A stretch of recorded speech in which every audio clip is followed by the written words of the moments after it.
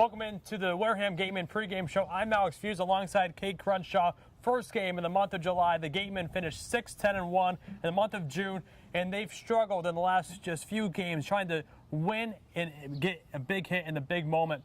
They got walked off in the bottom of the ninth last night. A solo shot by the former Gateman from last season and Tommy Troy, but Max Anderson had his breakout night, had a go-ahead two-run blast earlier on in the game. So this Gateman offense has not been the issue the last few games. They really haven't. They haven't been an issue for the majority of the season. You look at the Gateman right now sitting at 4th place in the West Division, but throughout the 10 Cape League teams, they're in the top 3 in every offensive category available to them. So the offense has been the issue. We've seen double-digit hit nights consistently, even within the last week of play, Alex. So far as of late, the pitching staff has had their struggles, but you look at the early part of the season, they were the ones carrying this team. Right, even though I said they struggled earlier on in the last few games, they really competed. Cotuit, the best team in the Cape record-wise, but we've seen it also on the field. They are truly one of the most competitive teams, but this Gateman team can really hang with the best, and we saw it last night. You're exactly right. Cotuit, a team that just won their 13th game of the year in 17 attempts. So incredible job from the Cavaliers. More importantly to me, Alex, I think the biggest thing that was key for the Gateman pitching staff last night was they limited Cotuit on the base paths, right? Just 7 base runners last night. That was key for a Cavaliers team. Now, the kryptonite was 5 of those 7 base runners came across, and of course the walk-off homer at the end from Tommy Troy. You have to limit the big hit. That was 4 extra base hits last night for the Cotuit Cavaliers, an RBI triple from Tommy Troy, an RBI double from Tommy Troy, and a solo homer from Tommy Troy, just a single away from the cycle. He had a terrific night. You have to give credit where credit is due, but a brand new ball game today with a familiar opponent. They'll take on Hyannis for the 4th time already. Right, and this is a new starter, not a new pitcher, but this is his first start. Bobby Alcock on the mound tonight for the Gateman. What is his key to the game tonight? So Bobby Alcock is a Lynn, Massachusetts native, local kid who's out of Gardner-Webb, a big right-hander who's going to throw strikes. He's going to have a fastball sitting in the low to mid-90s. And you look back this spring, he was limited just 13 innings across 3 starts for the Running Bulldogs due to injury, but you go back to his freshman season, started 11 games on the bump. This is an experienced guy who has starting experience under his belt. I'm excited to see, too, what he looks like getting the starting nod tonight. You look back in one of his last few outings, he's made 3 appearances on the season. One of those, 2 innings of no-hit baseball against Hyannis. Right, looking for a big stop on the mound to just get this pitching back to where it used to be in the first half of this early part of the season. Not even close to the halfway point, about 5 games away, as Game 18 is tonight. First game in July, but let's see how Hyannis is on their mound. Mag Cotto, you've known Mag for a little bit, so give us a scouting report on what Gateman fans can expect from him on the mound. You know, Mag Cotto is a hard-throwing lefty, a guy who's going to have a fastball that's going to touch 97 tonight, and he's a fastball-heavy guy. You're going to see fastball, curveball, changeup from Mag, and he's a player who you're probably going to see 75% fastballs tonight. So when he's in the zone, it's a lot of swing and miss stuff. And of course, this is the Gateman offense that hits below 200 against left-handed pitchers this season. So they've got their work cut out against a big-time arm for the Harbor Hawks. But let's send it down to our own Claire Foley, who caught up with Max Anderson, and like we mentioned earlier, had a big 2-run home run in yesterday's game. Claire? Thanks, guys. Here with Max Anderson. Max, got your first home run under your belt yesterday. How'd that feel for you? It's awesome. You know, they always say the first one's the hardest, and once you get that one gone, I mean, it's just kind of, you just get going, get on a roll, hopefully. And the past 2 games, you've gone 2 for 4. You're the first Gateman to have 2 multi-hit games in a row. What's been your focus? Yeah, it's just been trying to get back to the fundamentals and just kind of working on having fun when I'm playing baseball and just kind of, you know, playing the game and not really thinking too much. And you're facing Hyannis again tonight. I believe this is the 4th time. What does it do for, like, whole team pregame confidence to know what to expect from the team you're about to play? Yeah, we're really very familiar with these guys, and we've played them a bunch. We've seen a lot of their pitchers, so there's not many things that will be new to us. I mean, for either teams, really. So it'll be a fun matchup. Awesome. Thank you so much. Mm-hmm. Well, thanks, Claire. And again, first pitch in just a few moments. What are your biggest takeaways that the Gatemen need to do tonight to get a win on the first Friday home game of this season? What's been the biggest key for them all season, you look at the difference in wins and losses, is getting the leadoff man on. If the Gatemen put the leadoff batter on base in 4 of their 9 innings tonight, they've got a solid chance to win, because in their 6 wins this season, they've put the base runner leadoff man on 4 times out of the 9. So 4 is the key for me, top to bottom, though, you have to have a strong outing from Bobby Alcott. Good support from the bullpen, which we've seen in recent days, minus, of course, the home run given up last night. And for the offense, just to stay consistent to what they're doing. Keep capitalizing on the big hits. A player in Max Anderson who started out this summer a little bit slow at the plate, over 10, but has really turned on strong. He's got an 8-game on-base streak coming into tonight, including back-to-back multi-hit games. Yeah, this is an offense, too, that we haven't seen the true potential out of. All of these bats in this lineup truly have a lot of power. They showcased that this past collegiate season between Alan Roden and Blake Wright and, of course, Max Anderson. A lot of power in that lineup. So, again, intrigued to see how that offense, when they finally get rolling at the midpoint of the season, what can really be the damage. And some of that potential they've started to tap into as of late. They're going for their 4th straight home run game. You look back 3 nights ago, it was Ty Evans. 2 nights ago, it was Windish and Padilla. And then last night, of course, Max Anderson. This team has a ton of power, 1 through 9, and this is a field they're obviously comfortable at here at home. Can they continue against Hyannis? Well, we want to say thank you for joining us on the Gateman pregame show. First pitch lineup and more right now on the Gateman YouTube channel.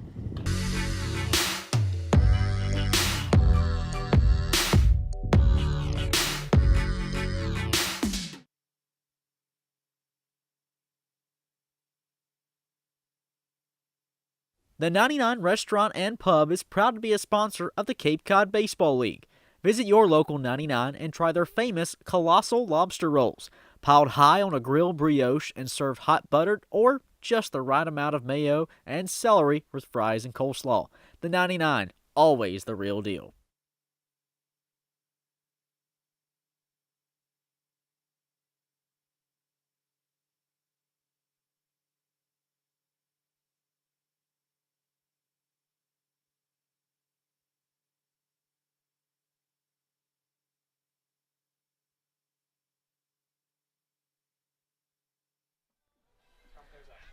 Happy July, everyone. Alex Feuz, Cade Crenshaw, and Claire Foley with you for a beautiful night again for baseball. It's the first home game in the month of July. The Gatemen facing the Hyannis Harbor Hawks for the 4th time this season. They're 2-1 so far against them. The last matchup, though, Hyannis did have the upper hand as the Gatemen sit at 6-10-1. They lost last night on a walk-off solo shot from Tommy Troy, former Gateman. But on the mound tonight is Bobby Alcock, making his first start of the season for this Gateman team. Cade, what is your keys to the game for Bobby Alcock on the mound? So, of course, Alcock, like we said, makes his first start of the summer. This is his 4th appearance, though, for the Gateman. He brings a 1-1 record with a .317 earned run average, the 6'6" right-hander out of Gardner-Webb. A Massachusetts native, though, so he's familiar with this area, so that's key number 1 for me, because he can understand how to pitch in a Massachusetts heat and understands these type of conditions. That's key number 1. Key number 2 for him is he didn't get a lot of starting time in the spring due to injury. Only appeared in 3 games for the Running Bulldogs before being shut down. But I go back to his 2021 true freshman season, and it was 11 starts on the bump for Alcock. Most important thing for him is work the strike zone inside against a heavy lefty order. 6 sticks from the left side for the Hyannis Harbor Hawks. So as Alcock finishes up his warm-up pitches, he'll face Mitch Jebb leading things off for Hyannis, followed by Justin Janis. Batting 3rd is Jacob Campbell, and the cleanup spot is Nolan Shanuel. Batting 5th is Christian Moore. First pitch swinging, though, is roped to center field, and that will get down for a base hit. Cruising into second, though, the play at second base is going to be in time to get him. Wow! First pitch, a line drive base hit, but the throw into second got Jebb out. 1 out, and on top of the first. Just the 2nd outfield assist we've seen so far this season on that 9-4 putout, but good heads-up play there as well. Hogan Windish just makes his 2nd career start in center field, not just for the Gateman, but in his life. 2nd career start in center field after last night's game. That one there, he guns it down. The fireworks starting early here in Wareham as the pitch looked like he went around, but the third base umpire says Janis held up. Batting 5th is Christian Moore. Batting 6th, Rocco Pepe. In the 7th spot, Philip Matulia. Batting 8th is Dominic Patelli. And a finish out this Hyannis lineup is Rico Nishida. The 1-0 pitch, taken low, breaking ball in the dirt. Now 2-0 the count to Janis. Justin Hyannis, a big lefty hitting defensive hitter tonight from Illinois. 2-0, grounded on the right side. Hausinger back over there at second base after a day off. Fields and fires to Anderson. 2 outs here in the first. Such an important thing for Bobby Alcock to start off this game on the right foot. This is a matchup against Hyannis, the 4th time these two teams have met together this season, Alex, and on just game 17 of the season. They're familiar with each other. They've seen each other's best stuff. They know what each brings to the field offensively. So tonight it's literally going to be who wants this one more. Jacob Campbell at the plate. Alcock set, and a high leg kick delivers a first pitch strike to Campbell. Defensively tonight in the outfield from left to right, Callum Clark in left, Hogan Windish in center field, and Alan Roden back in right. Another high leg kick, the 0-1 fouled straight back, and Alcock ahead 0-2. In the infield, Fabian at third, Padilla at short. At second base is obviously Jack Hausinger, and at first base is Max Anderson. Behind the plate, Ryan Campos, and again, on the mound is Bobby Alcock. So the bench, only 2 faces on the Gateman bench who are available tonight, Peter Burns and Blake Wright. Both much needed nights off. Alcock delivers the 0-2 pitch, hit the other way out of play. No count holds 0-2. Campbell in 2 games this season against the Gateman, 1 for 9 with a walk. On the year, a .256 hitter.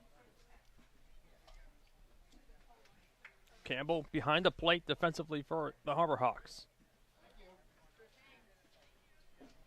The 0-2 pitch, low in the dirt. Campos thought maybe he went around. That's why he applied the tag on the inner leg, trying to get out number 3 quickly. But count now 1-2 on the right-hander at the plate.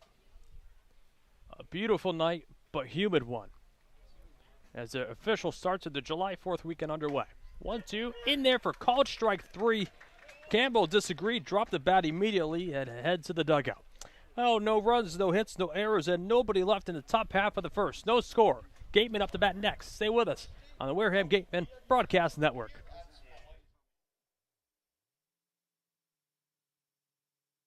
Each and every game here at Spillane Field is made possible by our sponsors. Let's take a moment to recognize Gateway Tavern, Coastal Orthodontics, Fairway Financial, Joanne Stevenson, Sullivan Wine and Spirits, Deb Levesque Massage Therapy, the Law Office of Mark Deshays, Office Technology Group, J&M Baseball Academy, South Coast Health, Minkle Boys Catering, 80 Makepeace, Reed Custom Soils, Soft as a Grape, Bay Motor Inn, Point Sign, Wareham, Sipicon and Dartmouth Week, Cranberry Self Storage, Village Signs, the Law Office of Lang, Exaferris and Bullard, Reedy, Kiernan and McNally LLP, Robertson's GMC, Effie's Homemade, Wareham Country Market, the Wareham House of Pizza,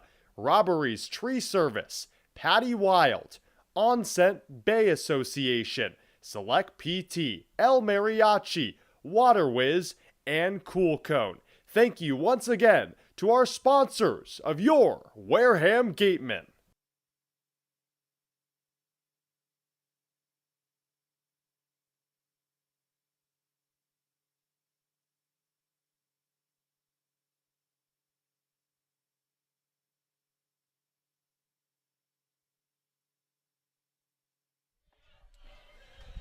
First game in the month of July. Alex Feuz, Cade, Crenshaw, and again, our very own Claire Foley with you as Mad Cotto finished up his warm-up pitches. Cade, you know Cotto pretty well. Yeah, Mad Cotto's a guy who has made 4 appearances so far this summer for Hyannis. 3 of them have come against the Gateman, and all 3 of the earned runs he's allowed this season in those 4 appearances have come against this team right here. But a 6'4", 245-pound left-hander out of Fort Mill, South Carolina. Started out his freshman season down with the Gamecocks and then transferred. Stayed in the SEC, though, to Kentucky. He's going to be a fastball-heavy guy. You'll see a changeup and a curve mixed in as well. So 3-pitch mix. Fastball, though, really, really is his best pitch. You're going to sit 95, 96. Touches 97. Well, first pitch to Campos is grounded up the middle, but a nice play from Recruve on the backside over the first in time, one away. Huh. We've had some great defensive plays already here in the first. Yeah, Nishida, a nice sliding stop there and a quick pop-up as well from him. He got to his feet quickly to make that throw. One quick out on one pitch thrown from Kodo. Well, here's Hogan Windish.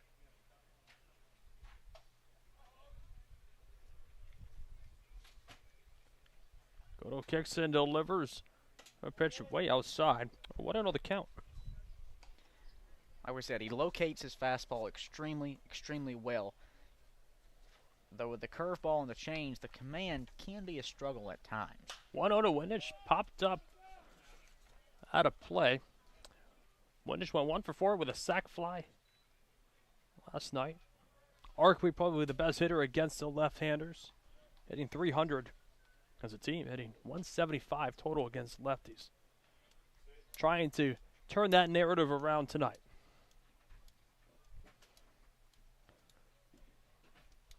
Goto delivers 1-1, stays high. 2-1 the count.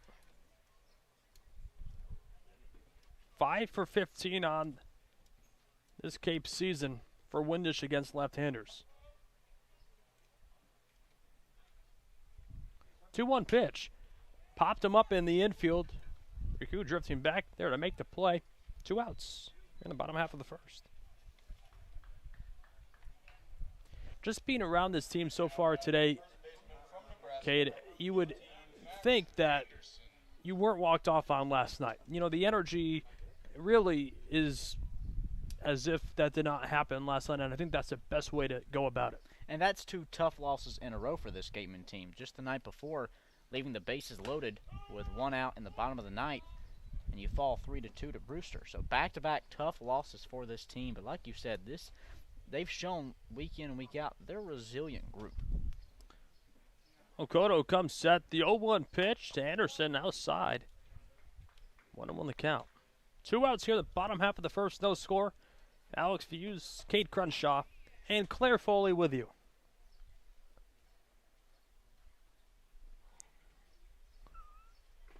The 1-1 pitch fouled away out of play, 1-2 the count. Anderson, a player who had his first home run of the season last night. Back-to-back multi-hit games for him entering today. 1 ball, 2 strikes on the right-hander. The pitch. Caught on and miss to end the inning. 3 up, 3 down in the bottom half of the first. You go to the top of the second. No score. Stay with us on the Wareham Gateman Broadcast Network.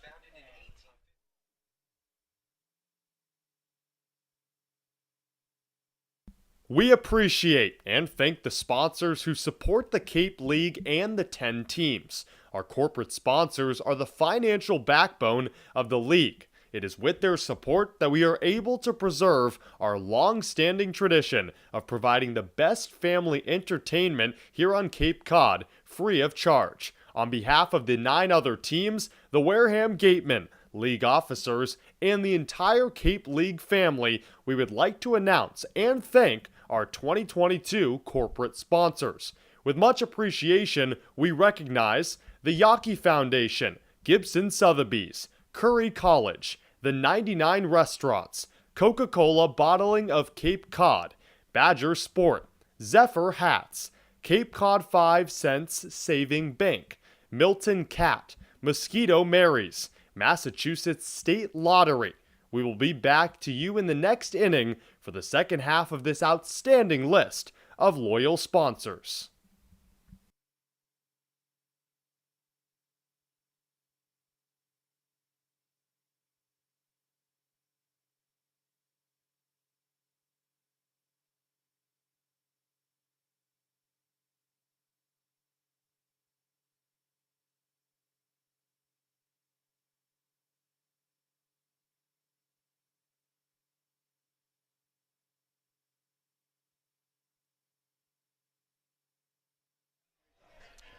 Top of the second we go. Alex Feuz, Cade Crenshaw, and our very own Claire Foley with you. It'll be Nolan Shanuel Christian Moore and Rocco Pepe due up here in the second. One hit so far on either side. There's a base hit for Mitch Jebb, but was thrown out at second base, trying to turn a single into a double. Alcock set way above the shoulders, kicks and delivers a first pitch swinging line right to Hausinger, who dives out to make a play. Welcome back to second base, Jack Hausinger. Heck of a job from House, just to range a slightly inch to his left and then dive over and spear it out of the air. One away here in the second.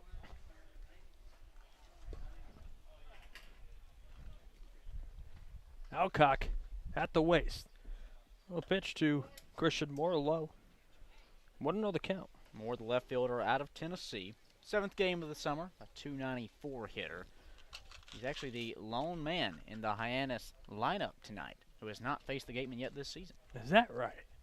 1-0. Hit the other way out of play. But Alex, I was thinking back earlier too, and I checked my scorebook, and I was indeed correct. Think back to opening day. The first batter at the plate for Hyannis, when they were in this ballpark, singled and tried stretching it into a double and was thrown out. Same thing happened today in the first at bat. Wow. 1-1 pitch to Moore. Looked that low. 2-1 the count.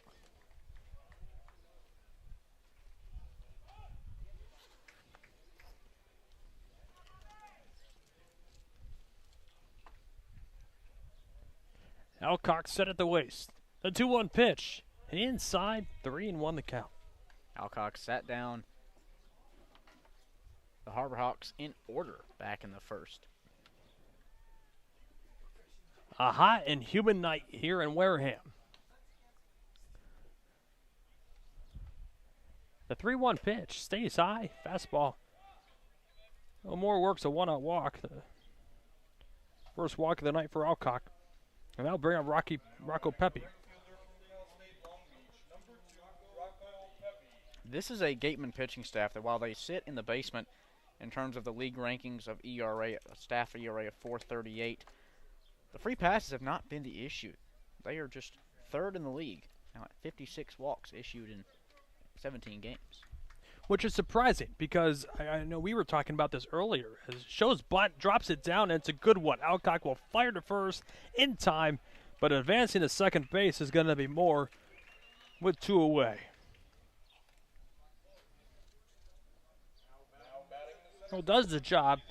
The job was to get the runner in scoring position, but with 2 outs, here's Phil Matulia. The long blonde hair showing from the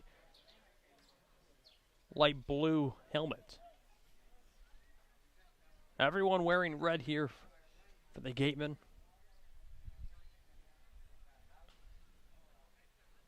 Military Appreciation Night. Red Shirt Friday in the Cape. The pitch. A called strike into the hands. And what a better perfect time for Red Shirt Friday than the nation's birthday coming up on Monday.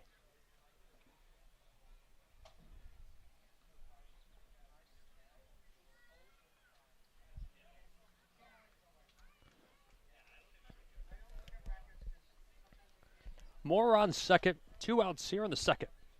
The 0-1 pitch. Cut on and miss. Nasty breaking ball there from Alcock, and ahead here 0-2. I really like that changeup with some run from Alcock. That was a great pitch against Matulia, a player who looks for power. Had a home run the last time these two teams met at McKeon Park in Hyannis. Really the only game that got away from the Gateman this season. Every other one, they've had some form of a chance to win it. An 8-4 loss. In the past 17 games, game 18 as that one stays high. 1-2 the count to Matulia.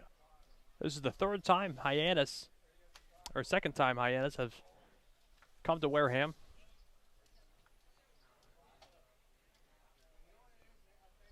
You would know this better than anyone, Cade, but this Hyannis has to be the most games that the Gatemen have played against, right?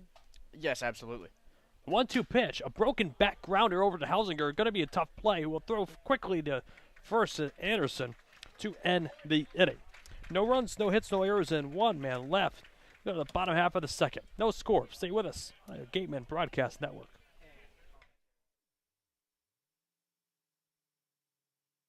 Curry College is where you go to become anything you want. Curry prepares students to engage in successful careers with learning beyond the classroom. Explore undergraduate programs, NCAA Division III athletics, and continuing education and graduate studies, including fifth-year master's programs at curry.edu. Mosquito bites and ticks. No, yikes! When the bugs get scary, just call Mosquito Mary's 866 Ask Mary or visit us at mosquitomarys.com.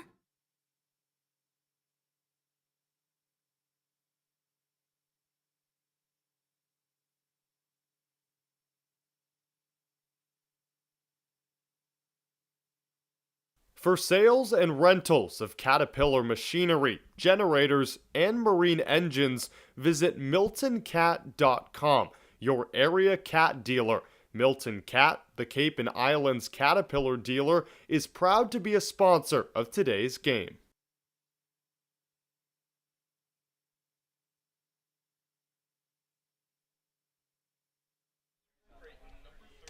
Bottom of the second we go. It will be Alan Roden, Carter Graham, and Jack Hausinger due up for the Gateman.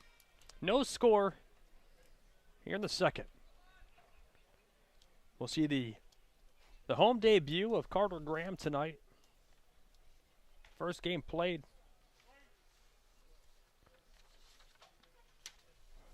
For Wareham on Thursday.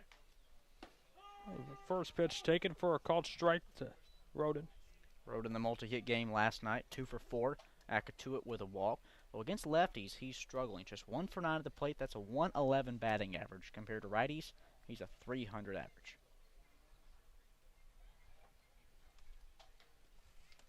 Oh, 1 pitch. Outside. 1-1 the count.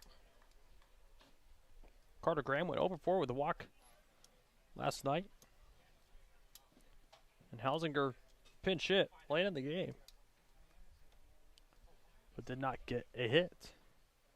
The 1-1 pitch to the lefty Roden line right off the foot of Cotto, and who will play it and get the out at first base. So we'll see if Cotto is okay. He appears to be so. That one, I think, luckily for Mag, it caught him on the underside of the cleat, if you will, the part that touches the ground already. So you have that extra bit of support, and I think that's why he didn't really show any pain in the moment, was that it probably didn't hurt all that much, but also great recovery for him. Give the kid credit. He made a diving throw over to first, picked it up, and hurled it as hard as he could over to the first baseman, Shanuel. Right, you see the dirt right on the knee of his left leg. Pitchers don't have dirt on their knees. No. Here's Carter Graham, the DH tonight. Has a purified presence in that batter's box. First pitch taken inside. 1-0 the count. Had a breakout sophomore season for Stanford. Hit .331, 13 doubles, with a Pac-12 best of 22 homers. Fastball stays high. 2-0 the count. Incredible year for Carter Graham. Played in just 8 games as a true freshman in 2021. And then turned around a year later, he's an All-American. Cotto delivers a 2-0 pitch. Fastball. Right down the middle. 2-1 the count.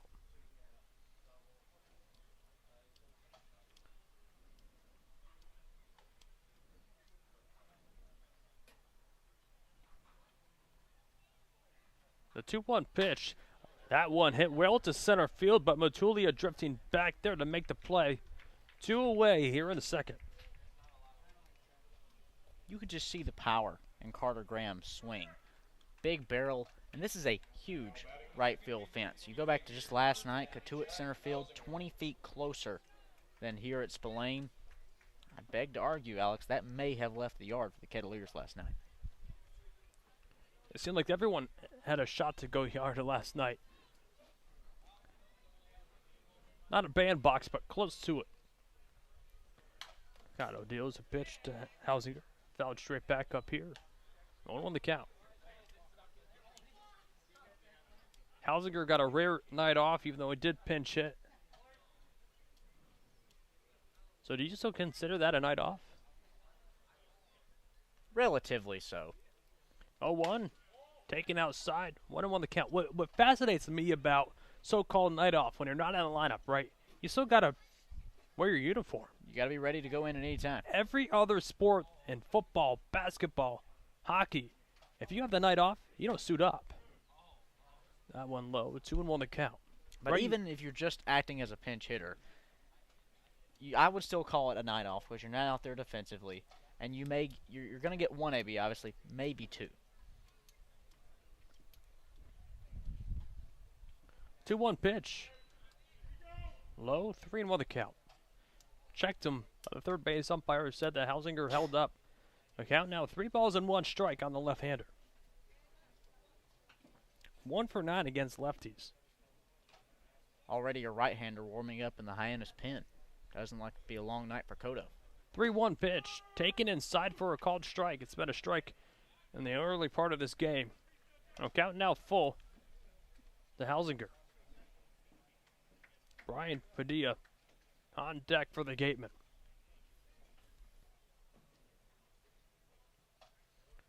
Payoff pitch. Low. Now Hausinger works a 2-0 walk. That's the first Gateman base runner of the day. That brings up Brian Padilla. 2 for 3 with a walk on Thursday. 5 for 8 against right-handers, but 0 for 3 in a very small sample size this season.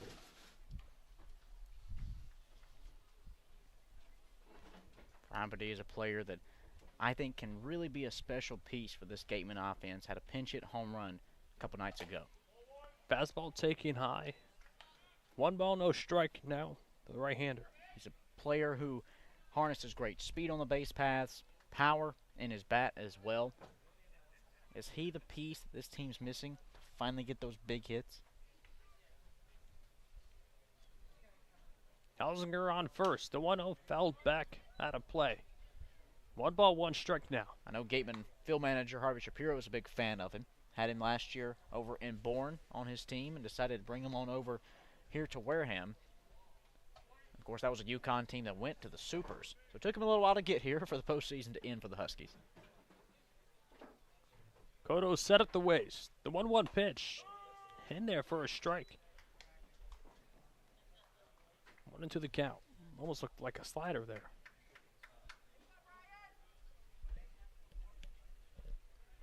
One ball, 2 strikes now on Padilla. 2 outs here in the bottom of the second. No score. The pitch. Chest outside. Slider dropped a little too much out of the zone there. 2-2 the count.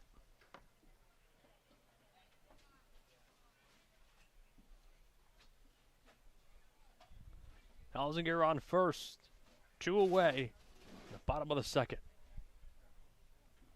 Cado set. Out of the stretch. 2-2 pitch. Fouled away. Won't do it again.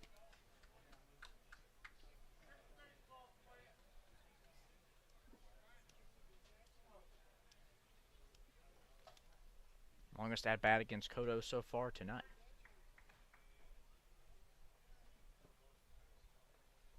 Cado in agreement now from Campbell behind the dish. Runner goes, a 2-2 pitch, stays high. The throw down the second base is going to be not in time, goes to center field. Thinking about going to third, but sticking to second is Hausinger. Well, the Gateman, a runner in scoring position with 2 outs here at the bottom of the second. And count now full on the right-hander Padilla at the plate. So much for that great red jersey of Jack Hausinger. It's now covered in stone dust.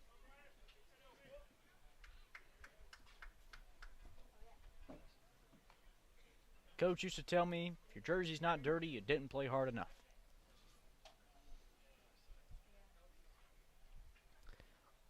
Cado shakes. Now in agreement with Campbell.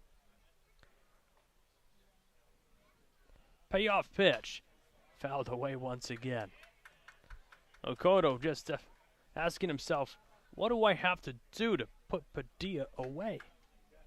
Well, I can probably guess what he's thinking here, and that's lean on his fastball. It's Koto's best pitch. It's a mid to upper 90s fastball that he locates extremely, extremely well. Helsinger on second. 2 outs in the bottom of the second. No score. But the Gateman trying to get that runner in scoring position in to take an early 1-0 lead. Payoff pitch. Fouled away once again. We'll do the 3-2 once again in a moment. Key right now for Padilla, he's making Koto uncomfortable throwing the fastball in this situation because he's shown that he can battle with that pitch. So Koto could lean to the changeup or the curveball, which he doesn't love to do. Only throws those about 20% of the time. Koto's set. 3-2 pitch. Popped him up out of play. Wow.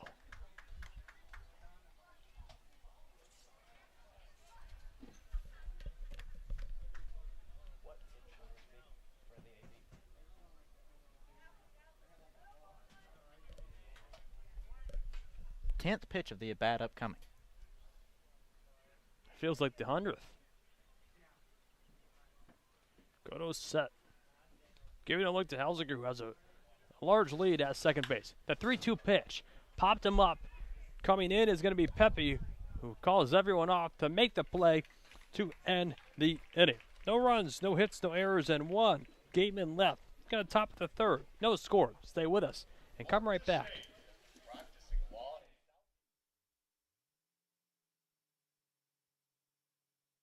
The Wareham-based 80 Makepeace Company, founded in 1854, is the world's largest cranberry grower and the largest private property owner in eastern Massachusetts. The company supports organizations like the Wareham Gateman and projects like the outdoor cranberry bog classroom that you may have passed on your way in. Visit admakepeace.com to learn more.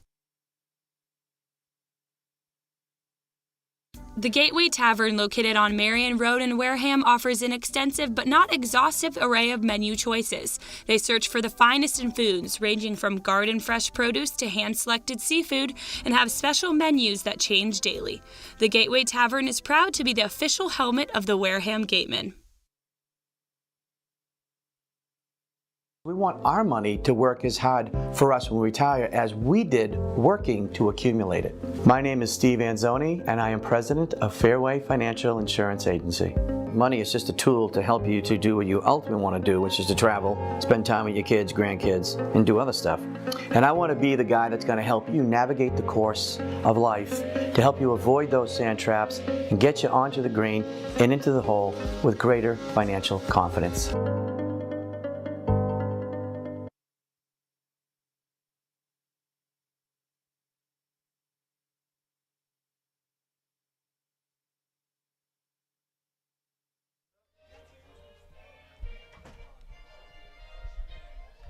Top of the third we go.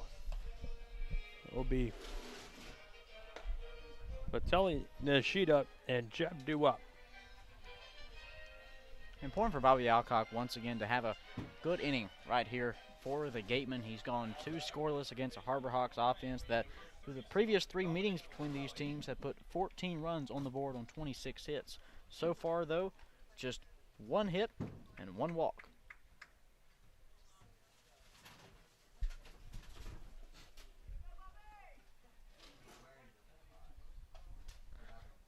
Alcock set. First pitch taken for a strike to Patelli. A 154 hitter this season out of Miami of Florida. 0-1, bouncing in. 1-1 the count. And one actively throwing in the Gateman pen, right? Alcock out of Gardner-Webb University. The running Bulldogs. Right-hander. A chopper on the right side. Hausinger charging in. Throws to first base. Got him. 1 away. The 3rd time today, Alex, that a ground ball has been put over Jack Hausinger at second. Just in the top of the 3rd. And he's looked phenomenal every single time. But you'll get that in a heavy lefty lineup. That stays the same here with Nishida. One of the most fun players to watch, this Hyannis team. And an interesting story, too. Did not grow up watching baseball. Does not watch any baseball. Pitch taken for a strike. Is not a fan of watching the sport that he plays collegiately, soon to be at the Division I level. He's headed to Oregon in the fall. Now, Riku Nishida's favorite sport to watch? How about kickboxing? 0-1. Low. 1-1 the count. Fabian playing in at third, looking for a bunt potential play. Rest of the infield playing straight away. 1-1 pitch. Low. 2-1 the count. Outfield playing straight away, except for Windish. Looks like he's shifted just a little tad closer to left field. By my recollection, Alex, that's the first time we've seen any type of defensive shift from the Gateman this season. 2-1 pitch. Low. Now 3-1 the count. Because you're right, he's playing left, center, and almost forward as well, closer to home plate. He's not playing too deep. Yeah, playing, it looks like at least 10 feet away from the second base bag. Left of the second base bag. The 3-1 pitch stays high. So Nishida works a one-out walk. That rolls over the top of the lineup, and Mitch Jeb. Second walk issued by Alcock, and what he has to do now is work around a runner in scoring position, or make that a runner on the base pass for the third straight inning. Jeb singled, but was out at second base. Trying to turn a single into a double.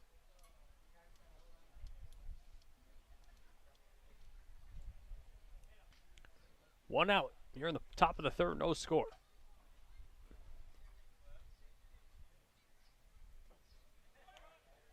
Nishida thought about going, held up at first, pitching at the hands of Jeb.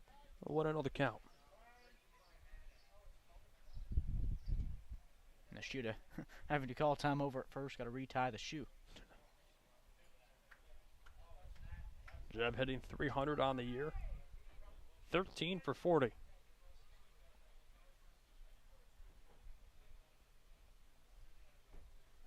Nishida going. A pitch grounded on the right side. Hausinger again. And quickly throws it first in time, but moving up to second. Going to be Nishida now in scoring position with 2 away. Now batting the designated hitter from Illinois, number 13, Another play over to Jack Hausinger. Here's Hyannis, though, a player who has had extreme success against the Gateman this season. Listen to these numbers, Alex. He's hitting .250, including that first at-bat today. 2 runs batted in, a double, a triple, a pair of walks, and he's been hit by a pitch. Justin Hyannis has been Wareham's kryptonite. .255 though on the year.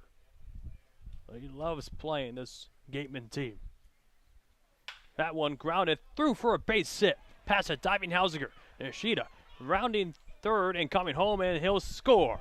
And it's 1-0 Harbor Hawks here on the top of the third. Well, the narrative continues for Justin Hyannis against Wareham. That's now his 3rd RBI in 4 games against the Gateman. Tremendous, tremendous player from Illinois. Former Big Ten batting champ as a true freshman. Just wrapped up another great sophomore campaign for the Fighting Illini. And it's incredible to see how well he's performed in this league as well. All-around talent.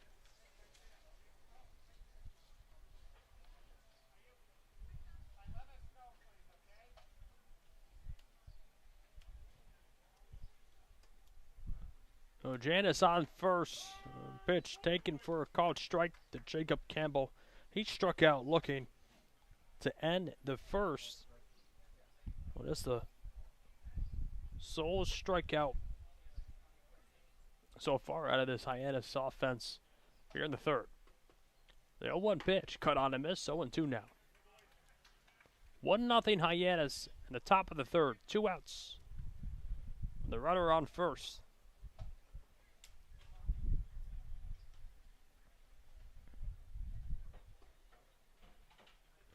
You can feel the energy in the crowd tonight.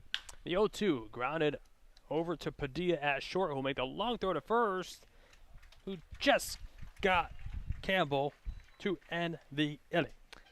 1 run on 1 hit, no errors, and 1 Arborhawk left at the end of 2.5 of play. It's 1-0 Hyannis. Come right back with us here on the Gateman Broadcast Network.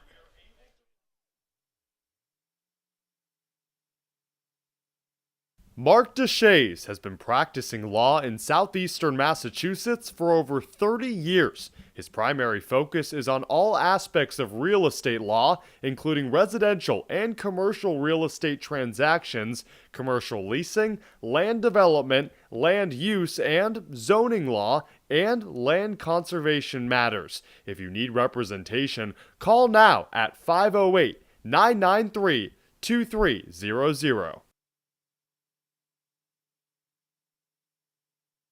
Gibson Sotheby's International Realty is proud to sponsor the Cape Cod Baseball League, offering residential sales and vacation rentals across the Cape. We help you turn someday into right now. Each office is independently owned and operated. Sotheby's International Realty is a registered trademark.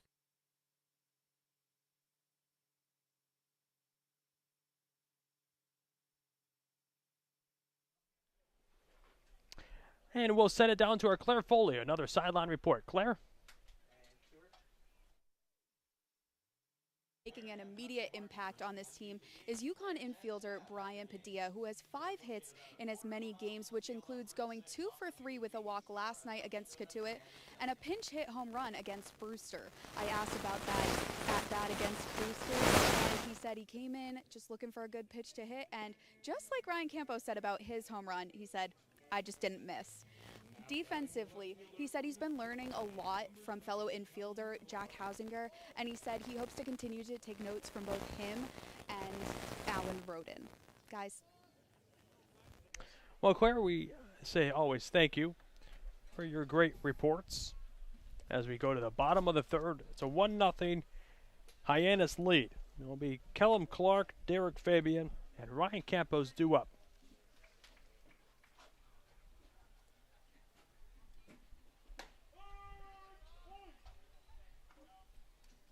First pitch, called strike to Clark. First plate appearance tonight. 0-1. Get the other way out of play. Behind 0-2.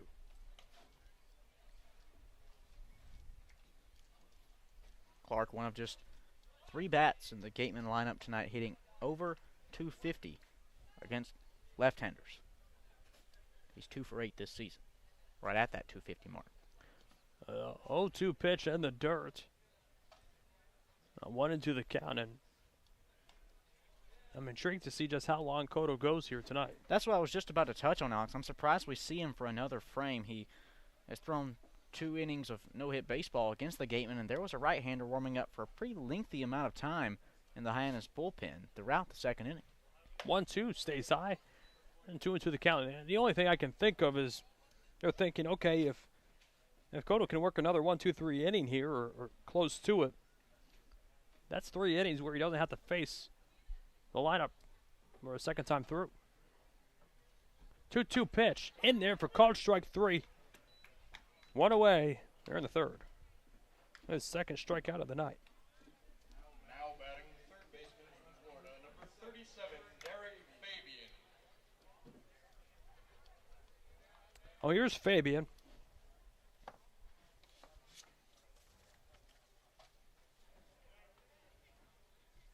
Had the night off on Thursday. Takes the first pitch strike on the outside part of the plate. No one won the count. Just finished up his true freshman year, and he's a complete opposite. Has yet to get a hit against a right-hander.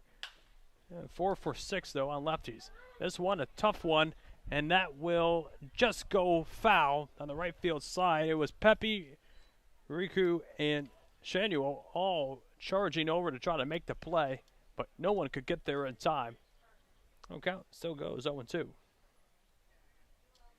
How about that? 4 for 6 against left-handers, but yet to get a hit against a righty. It's a weird game. It is a weird, weird game. That stat at all doesn't make any sense to me. Most of them don't.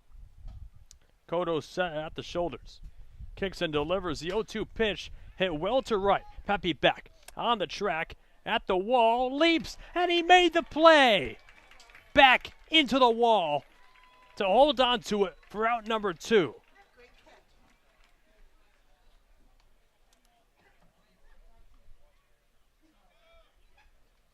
Pepe, a player who came to Hyannis anticipating to stay just for a short time period, was on a temporary contract, was recently offered one of those coveted full-time positions with this team. He'll be here all summer, and it's plays like that's the reason why.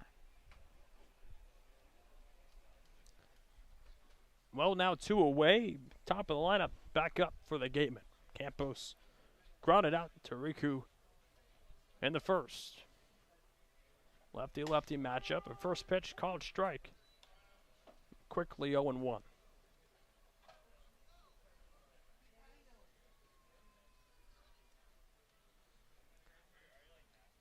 A perfect but humid night here at Spillane Field.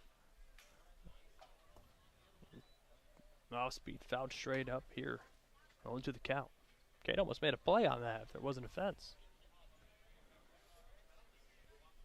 He would have made it. I would think so. Wasn't hit back too hard. I know I would have. You think so? Without a doubt. Would have loved to have seen that. Nobody on. 2 outs here in the bottom of the 3rd. Time called by Campos at the plate. Cota was ready to deliver. 0-2 pitch, but we'll have to wait. Now on Campos.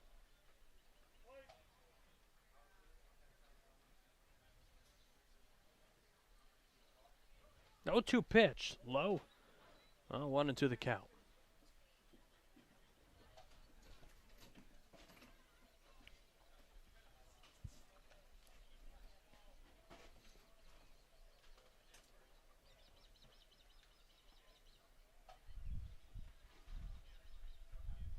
The wind starting to pick up just a tad.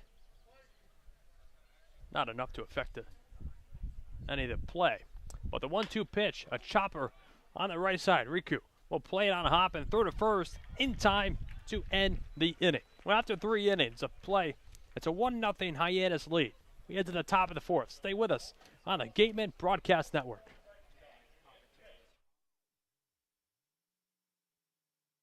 Serving southeastern Massachusetts and Rhode Island, Office Technology Group has been the area's source for advanced digital multifunctional copiers since 2009. Call Office Technology Group at 508-858-5825. Summer is here, and we are finally back to enjoying all our favorite outdoor activities. As temperatures rise, so does the risk for unexpected injuries. South Coast Health Urgent Care Centers are open, safe, and here to provide the care you need when you need it. Our 7 locations are open 7 days a week, 8 a.m. to 8 p.m. Monday through Friday, and 9 a.m. to 5 p.m. on Saturday and Sunday. Walk-ins are welcome, and having a South Coast Health physician is not required. Visit southcoast.org/urgent care to check wait times and reserve your spot today.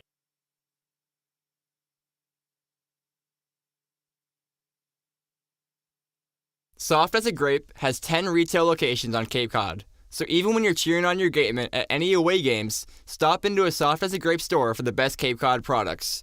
No trip to the Cape is complete without a trip to Soft as a Grape.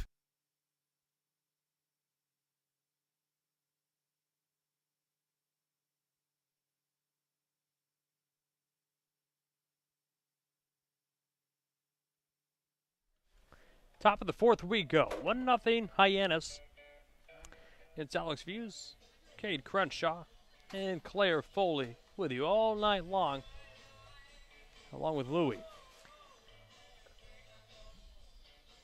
Where did the people go? Hopefully to Wareham. And come to Wareham for the All-Star game. In just a few weeks, the greatest talents here in the Cape. On July 23rd, the people will come, as Louis says. Well, it's just like the Field of Dreams quote, build it and they will come. Right. Same thing I'm expecting you'll hear tonight. Of course, July 4th weekend, it's going to be a little bit busier around the Cape, but you can expect to see roughly 1,000 people in any given Cape League game. That night, though, the All-Star game, get ready for 8,000 people to be in Wareham. Now Alcock back on for his 4th inning of work. A pitch taken for a called strike. Nolan Shanuel. Be Shanuel, Moore, and Pepe due up here in the 4th. Pitch inside, and he said that he did go around on a check swing, a fastball inside, almost out of just a pure reflex move. Shanuel's a player that Hyannis was really excited about coming into this season. So far, though, he's had his struggles. 211 hitter, that's the 3rd lowest average in the Harbor Hawks lineup tonight. And quickly behind 0-2. Nobody on, nobody out. And it's the top of the 4th, and the Harbor Hawks have a 1-0 lead. Time called. Something's in the eyes of Shanuel. Probably those bugs. Those bugs are everywhere, especially on a hot, humid night. Even more so. Everywhere. Well, hopefully they're not up here. We call them gnats. I've also heard them called no-see-ums because you can't see them. Their teeth are about the size of tractor tires. The 0-2. A high shot right down the right field side. Foul ball. Almost sounded like he broke his bat on it. But it doesn't appear so. That's just how already made contact. 0-2 pitch incoming. Now Alcock delivers. That one hits him. Right in the rib cage. Now Shanuel on first. There's still nobody out. We're in the 4th. First hit batter of the night from either team. The leadoff runner on the base pass for the first time tonight for Hyannis.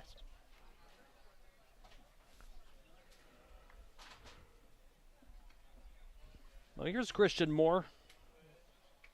Walked back into 2nd.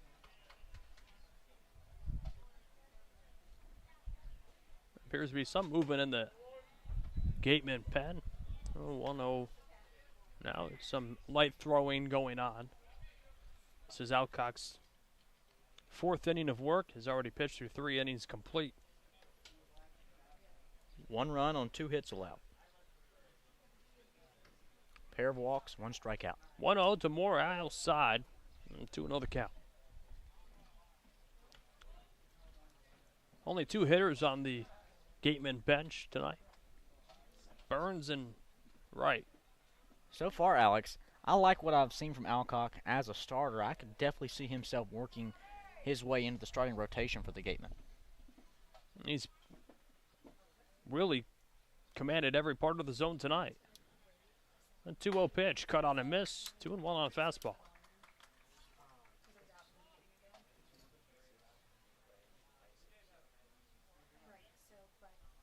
Christian Moore's 7th game of the summer, 294 hitter with a walk.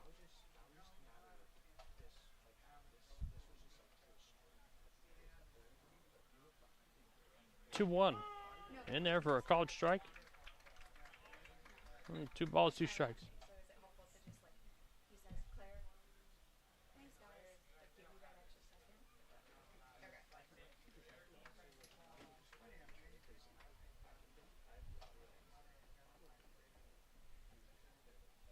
Runner on first.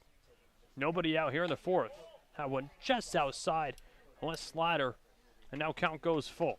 It was a pitch. It looks to appear that just missed. But it has hit, I think, at some points here tonight.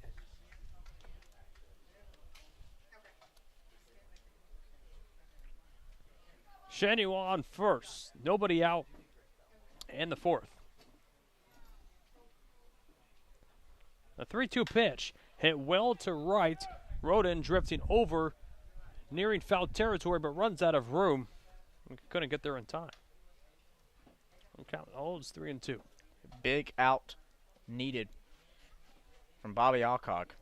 pair of home run hitters against the Gateman, both on deck and in the hole, and Pepe and Matulia.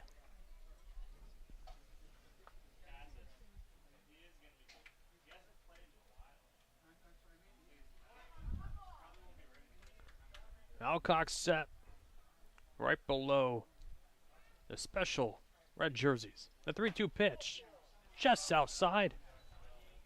Another walk. His third one of the night. And now it's first and second, but still nobody out here in the fourth. Long Beach, number 2, Rocco Pepe. Here's Rocco Pepe. Bunted back in the second to advance more to second base at that time. And now we'll see Coach Shapiro take the slow walk out to the mound. Bring his old infield in. And very rarely have we seen Shapiro have a mound visit and not take the pitcher out.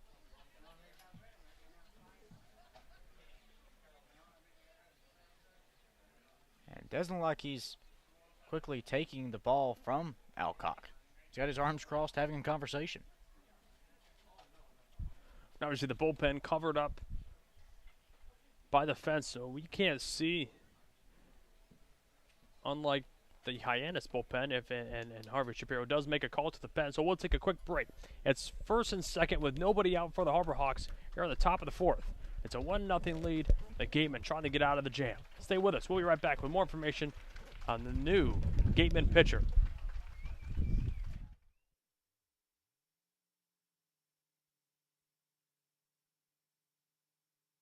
If you or a family member have been hurt at work, don't wait for the insurance company to discontinue your benefits or deny you medical treatment. Get an experienced workers' compensation attorney now before it's too late. The lawyers at Reedy, Kiernan, and McNally, LLP, have been practicing workers' compensation law for many years and are experts in the field of workers' compensation law.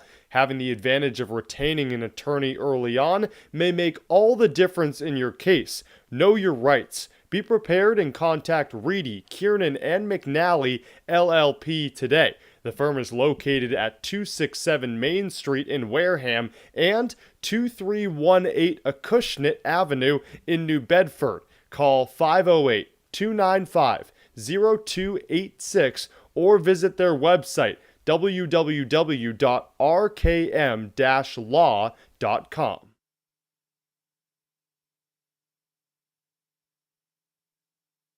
Reed Custom Soils is New England's leading provider of lightweight planting soil for green roof installations and is the exclusive New England supplier of stabilized stone dust.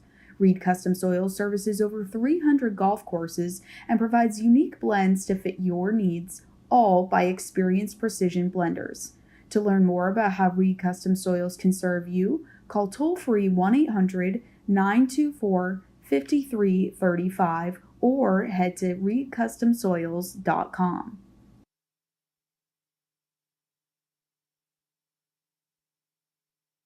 Cape Cod Coca-Cola thanks you for supporting the Cape Cod Baseball League and for refreshing yourself with ice-cold Coca-Cola products. Please remember to recycle your empty bottles, cans, and all other recyclable materials. It only takes 6 recycled plastic bottles to make a new baseball cap.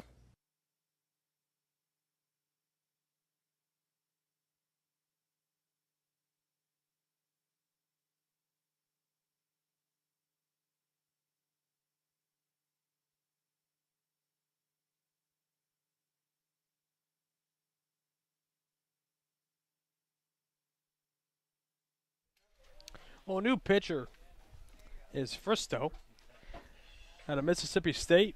He is making his third appearance of the season. An inning and 2/3, 2 hits, 4 runs, all earned, 5 walks, and no strikeouts. Comes into a tough spot. It's first and second, nobody out, and the top of the fourth. And Rocco Pepe at the plate. Has homered against the Gateman so far this season. Back on opening night, but since after that AB, he has struggled. After that, outside of the 1 homer, just 2 for 8, a single RBI and a walk. Now heading 222 on the season. Fristow will step off, look to second base. Shano gets back. No throw. Cal State Long Beach product. Shano are on second. Moore on first. It's the top of the fourth. And the Harbor Hawks looking to add to their 1-0 lead. That one hit foul. And it looked like there was some confusion from Pepe on what was foul and what was fair. And Important to note here at Spillane Field, the foul lines are the edges of the infield grass. So if it's off the grass, it's foul. When I first heard that, I was shocked. I've never seen a baseball field like that. But now it makes it so easier to determine what's foul and what's fair. Easier on the umpires as well. Sure. Fristow looking on, now set in agreement with Campos behind the plate. 0-1 pitch, fouled straight back. Going to the count.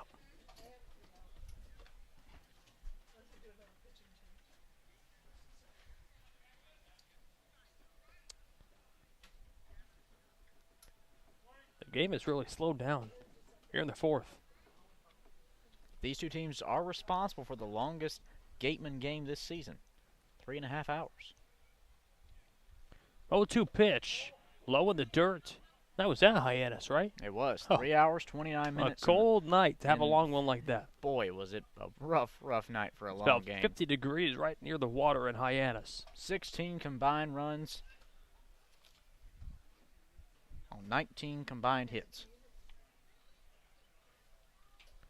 A lot of offense that night. 19 men were left on base, if I remember correctly. Wow. Fristow set at the waist, ahead 1-2. The pitch to Pepe.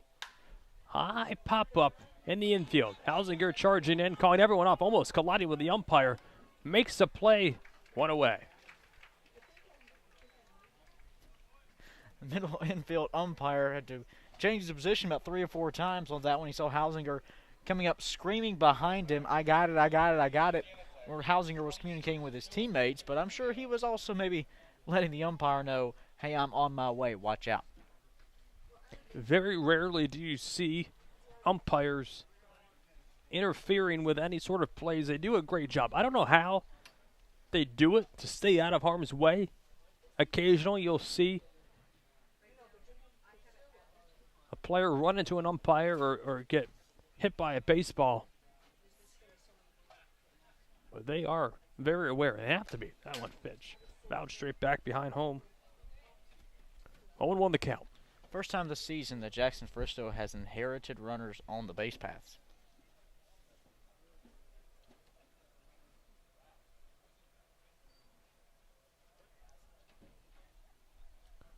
First and second. 1 out. And the top of the fourth.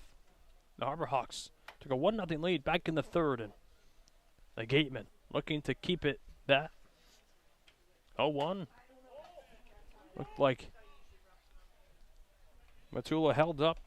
The count now 1-1.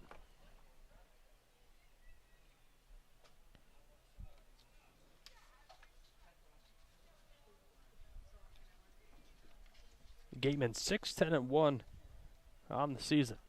2 of those 6, though, were wins against this Hyannis team. The 1-1 pitch in there for strike 2. The count goes 1-2.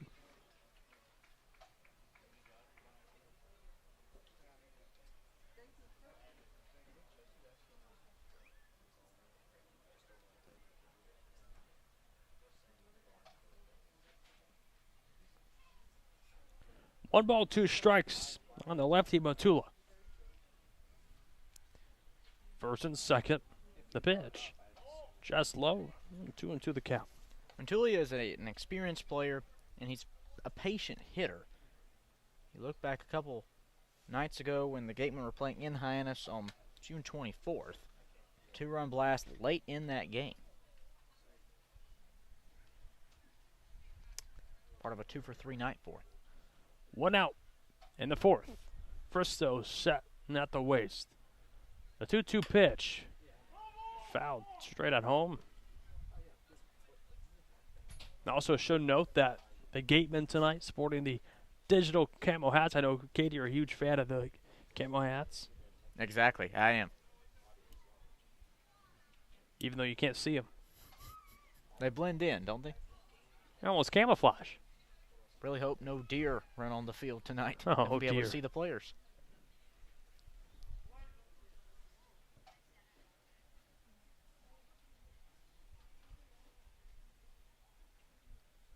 Two balls, two strikes on the lefty Matulia.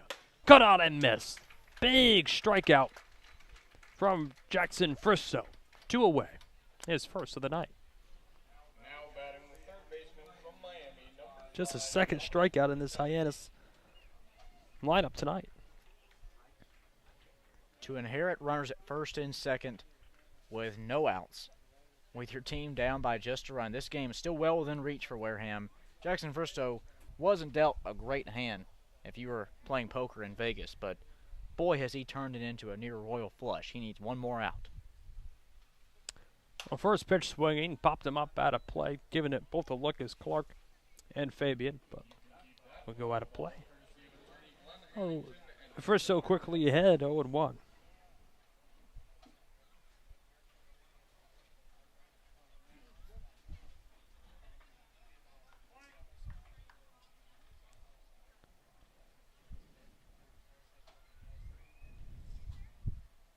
Fristow set. 0-1 pitch. In there for strike 2 of the Gateman. Just one strike away from getting out of first and second and nobody out in the fourth.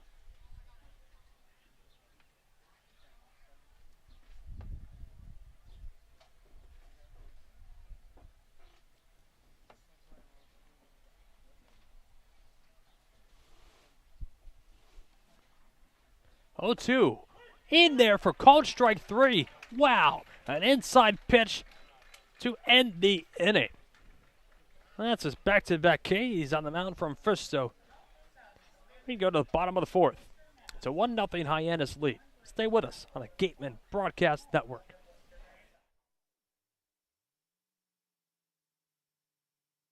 Want your daily dose of news? Lucky for you, Wareham, Sipicon, and now Dartmouth Week has you covered. Whether you live in Wareham or in the surrounding areas, you can count on up-to-date news on sports, schools, and even the fine arts, courtesy of the partnership between Wareham, Sipicon, and Dartmouth Week. Head to theweektoday.com and search Wareham, Sipicon, or Dartmouth for more. T-Mobile is proud to sponsor the Cape Cod Baseball League. T-Mobile believes that when small towns thrive, America thrives. That's why they're investing billions to bring fast, reliable, and affordable wireless service beyond the big cities to small towns across America. There's never been a better time to join T-Mobile. Visit T-Mobile.com/acrossamerica to find out more. Continuing with our corporate sponsors, we also want to recognize and thank Franklin Sports, Cape Destinations, Sullivan Tire, Highline Cruises, Barnstable Bats, Sunderland Printing, Axis Bats, Cape Space, Christmas Tree Shops, UFOs, T-Mobile, Boston Better Business Bureau, Fairway Financial, Rogers Gray, and of course, thank you to Major League Baseball for over 50 years of support.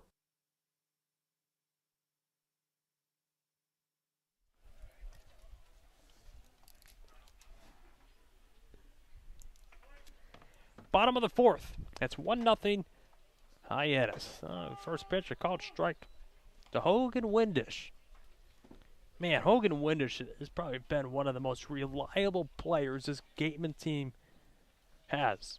Came in as a second baseman, played a lot of outfield and left field, but now, with some injuries coming into play and a short bench, he's been forced to play center field. Like we said yesterday was the first time in Hogan Windish's life. And that one, a rocket over to the shortstop, Jed, who bobbles it for half a second, but will beat out Windish one away here in the fourth. And that was his first time yesterday playing center field. But just alluding to your point, Alex, about how big of a part of this offense Hogan Winders has been.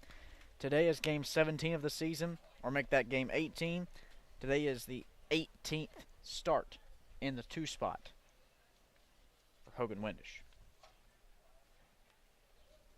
Not to mention, well, the 16th in the 3 spot for Max Anderson. Well, first pitch low to Anderson. Had a big hit. A 2-run blast. And our very own Claire Foley caught up with him in pregame. Oh, that one fouled straight back. 1 ball, 1 strike. The righty Anderson. 0 for 1 on the night, though. Wareham still looking for their first hit of the ball game against Cade. Pitch, cut on a miss. Nasty breaking pitch there from Cade. 2 for 4, a home run, 2 ribbies, and a walk.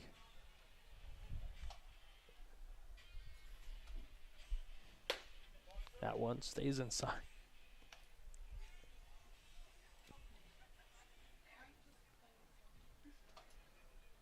Two balls, 2 strikes, 1 out. Bottom of the 4th. So 1-0 Harbor Hawks lead. That one chopped foul behind home. Well, count stands 2-2. Alan Roden on deck. A perfect night for baseball, Cade. It really is. July 4th weekend, good crowd on hand, and so far 2 teams are battling back and forth. 2-2 pitch. That one hit well to left, drifting back as Moore on the track. It's going to go all the way to the wall. Rounding first and standing up at second. Thinks about third, but sticks with a double. Max Anderson. A 1-out double, the bottom of the 4th. Max Anderson has just been on a tear as of late, Alex. Make it his 3rd straight game with an extra base hit. And he's also going for his 3rd straight game with multiple hits. A player who has quickly turned it around as we approach the midpoint of the season. Oh, Cade looks to stay in the game. First hit surrendered.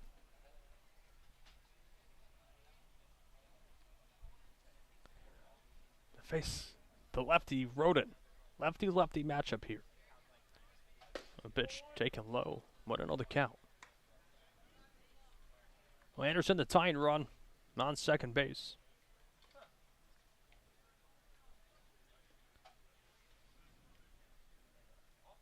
Roden 2 for 4 on Thursday night. He's starting to heat up as well.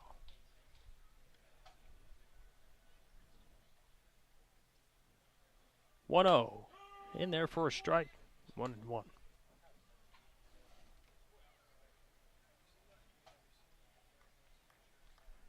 Anderson on second. 1 out. It's the bottom of the 4th. Alex Feuz, Cade Crenshaw, and Claire Foley with you. Live from the beautiful Wareham, Massachusetts. The pitch hit well to right. That will drop in for a base hit. They are going to keep Anderson at third.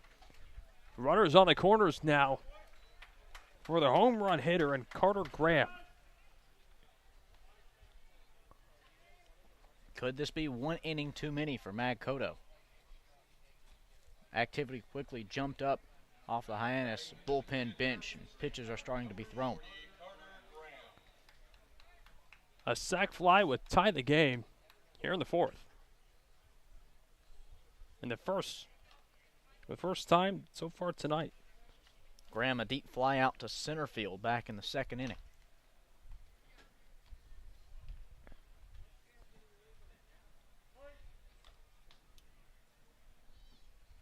Runners on the corners with 1 away. Middle infield looking to turn 2 to get out of the jam. Cade delivers a pitch way outside. 1-0 the count to Carter Graham. Graham flew out to center.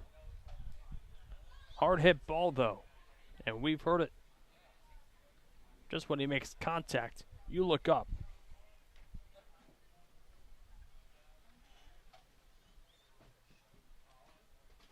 The 1-0 pitch, fouled straight back out of play. 1 ball, 1 strike now on the right-hander.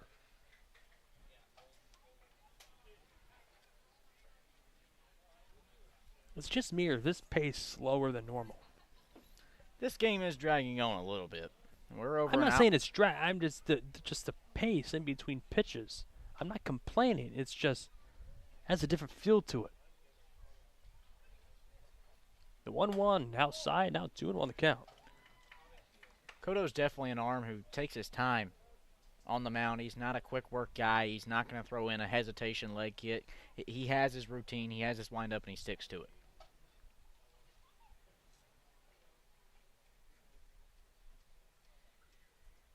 Cotto set at the waist. Roden on second, Anderson on third. A 2-1 pitch, fouled back. Even though the count, 2-2. He's going fastball, fastball, fastball. Now on Carter Grant. Jack Hausinger on deck.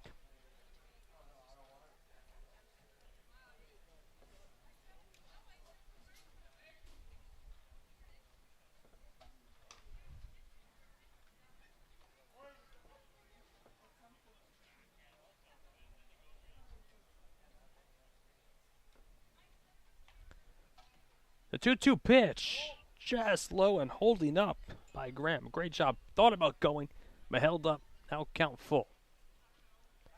And you're right, Cade. A decent crowd on hand tonight for a holiday weekend. America's birthday on Monday.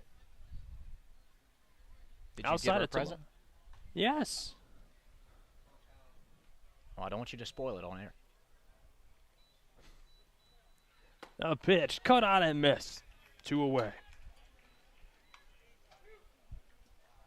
And third strikeout of the night. Now batting second baseman from Xavier, number 10, Jack Hausinger. Well, runners still in the corners, now with 2 away. Here's Jack Hausinger.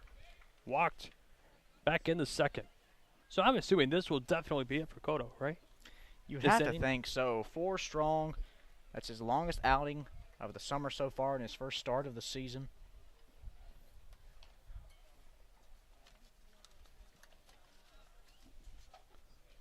The Gateman as a group, meanwhile, hitting .276 with runners in scoring position on the year. Yo, popped up. Calling it off is Patelli, who comes in right near the mound to make the play and end the inning. Well, the Gateman strand 2. We go to the top of the 5th. It's a 1-0 Hyannis lead still. Stay with us on the Wareham Gateman Broadcast Network. Gateman Baseball is officially sponsored by Robertson's GMC, the truck professionals. Located just 2 miles away on Cranberry Highway, Robertson's GMC, we are professional grade. Power like a pro. Whether it's life insurance to safeguard your loved ones, an umbrella policy to protect your teen driver, or making sure your home is covered from storm damage, Rogers Gray is there to guide you. Insurance is more than just a box to check. Trust Rogers Gray, a proud sponsor of the Cape Cod Baseball League. The Gateman would like to thank Wareham Country Market for helping to feed the Gateman players and staff after games. They are located about a quarter of a mile from the field on Route 6, offering a convenience store, a Dunkin' Donuts, and a deli.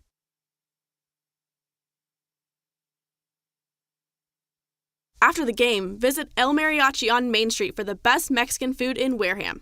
The cantina provides a delicious late-night snack accompanied by fun cocktails.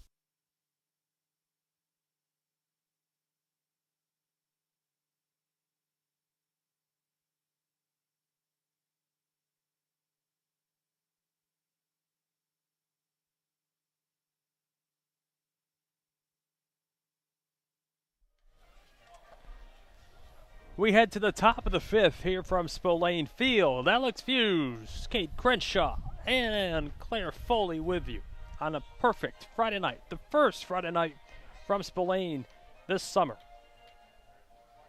And the first game in the month of July. The Gatemen finished 6-10-1 in the month of June. Looking to get back to 500 this month. Start the month off strong.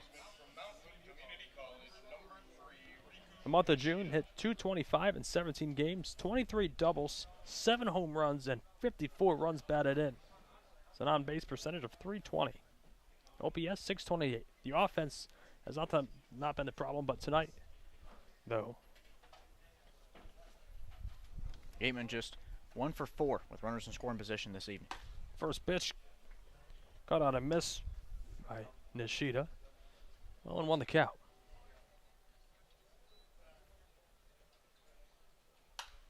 That one popped up out of play.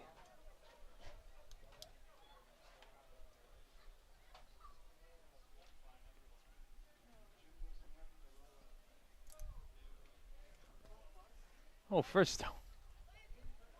Ahead 0-2. Pitch just outside.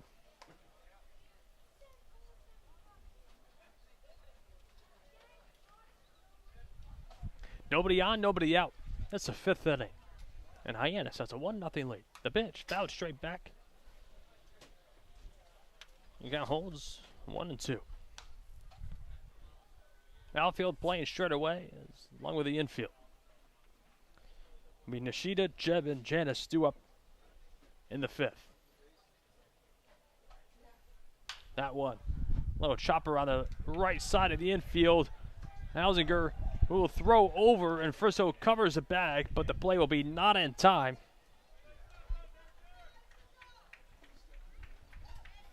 I don't think Anderson knew exactly where Hausinger was going to be. If he knew that Hausinger could have been there, he would have stayed down the first base bag, and it would have been an out. I think that's also just one of those instinct things that, hey, can I get to this grounder? And in my opinion, that's what Anderson saw, was this could be a dive play for me. Just couldn't get there in time. Hausinger, though, great speed, great range from second base. He's able to get there, but with Nishida's speed, I don't think any throw would have been able to get him out before he got to the bag. A pitch low, 1-0 the count.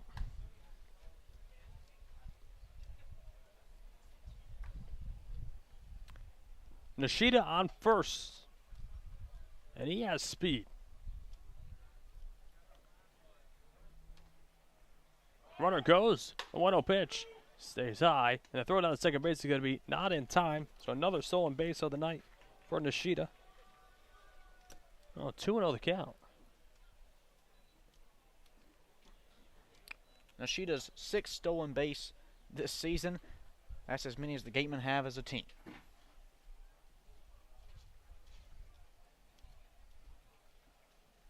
And he did so on the Stone Does infield.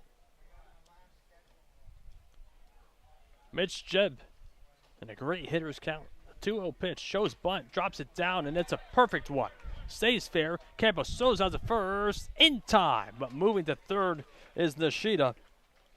1 out here in the 5th.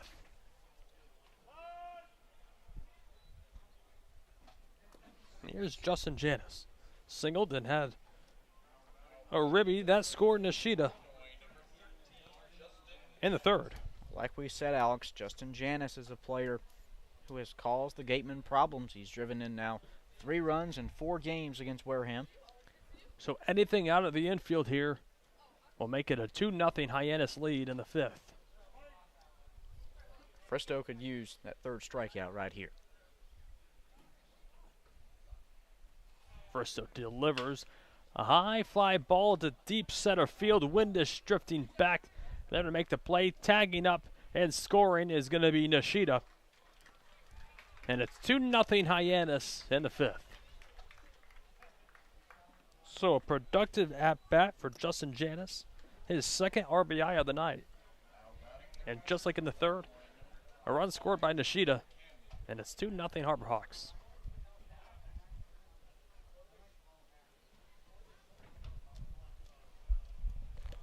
Two outs now, though, in the 5th. As we now have 2 of the raffle tickets flying onto the field. 3 of them. That one, a called strike. Someone's not winning the 50-50 if that's the winning ticket. Yeah, that's a first. I've never seen that before. 0-1 pitch. And there for a called strike. 0-2 the count. I mean, we'll know if it's the winning ticket when it comes to the late innings. In this one, they announce the winner and nobody claims it. Listen, man, we could go down the field after the game, pick those up. We could be the winner. Just don't tell anybody else. I won't, as long as you don't. The 0-2 pitch. Did he go? No, he went around. Wow, to end the inning. Well, a big strikeout, but another run does score it on a sac fly from Justin Hyannis, and it's 2-0 Hyannis. We go to the bottom of the fifth. Stay with us on the Wareham Gateman Broadcast Network.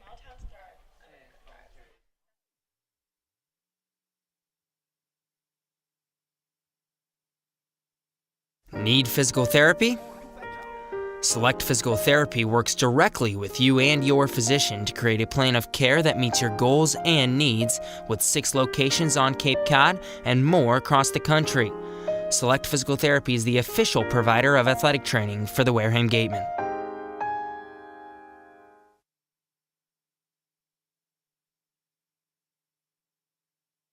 Wareham House of Pizza has been serving Wareham and Marion for over 40 years with steak and cheese, pizza, and subs. Located in Shaw's Plaza, head on over for pickup or let them deliver to you. One of the Gateman's favorite places for their post-game meals is Cool Cone, where you can get anything from fried clams and fried chicken to an ice cream sundae, and then top it all off with a round of mini golf. Cool Cone, located on Route 6 on the Wareham-Marion line. Looking for a turnkey rental experience on the Cape? Gibson Sotheby's International Realty has a dedicated team of rental professionals ready to provide homeowners and guests with exceptional service. For Cape Cod rentals, nothing compares. Each office is independently owned and operated. Sotheby's International Realty is a registered trademark.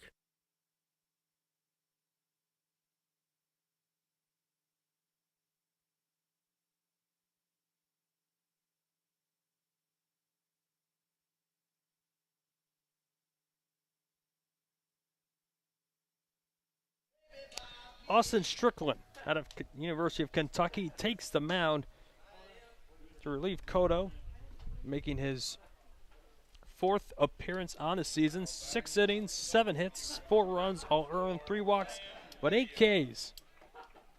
Has a 6 ERA.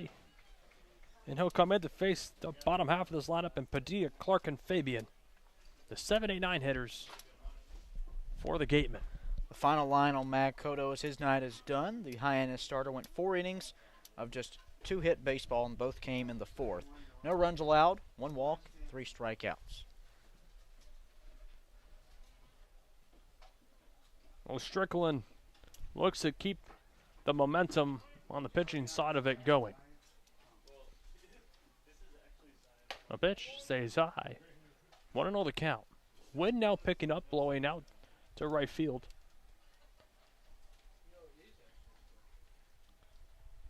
Padilla popped him up. Calling it off is going to be Riku. But now it will drop in.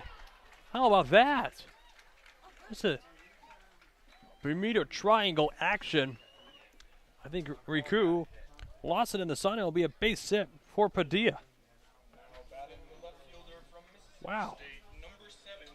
Just the no man's land in right center field. You know what play that reminds me of is the Mets-Yankees. It's late in the game when the Yankees actually made a comeback. I don't know if you remember. It's a viral moment. Happened about, I think A-Rod was at the plate. I think it was A-Rod that had it. Popped it up, and the Mets thought they were going to win it, but the Yankees came back and walked it off in the bottom of the 9th, and that's how it started. Wow. Just a fluke play. Tying run now at the plate for the Wareham Gateman. A pitch in there for a strike to Clark. Clark 0 for 1 with a strikeout looking in the 3rd. Padilla on first, nobody out. It's the bottom of the 5th. And the Harbor Hawks have a 2-0 lead. The Gatemen looking to come back. That one hit well to center. Matulia drifting over to his right to make the play. 1 away. Here's Derek Fabian. Flew out to right in the 3rd.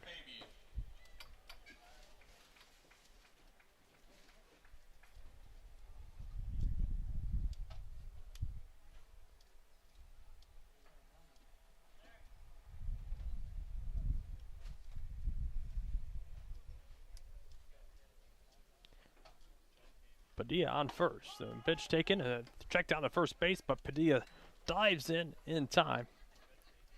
And now his Friday special red jersey is covered in that stone dust infield. And we've talked about it before on the broadcast, but really the only pro that this stone dust infield has that dirt doesn't is it just simply drains better. But it does tear up a lot of the uniforms. Strickland delivers an 0-1 pitch, stays outside. Another check swing. My first base umpire says Fabian held up. The count now 1-1.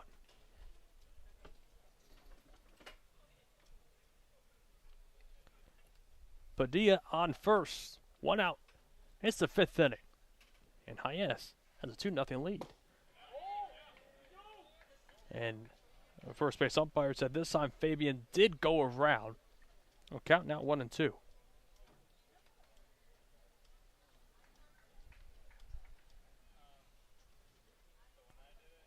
Outside of tomorrow, Cade, it looks like a perfect weekend for weather here on the Cape. It really does.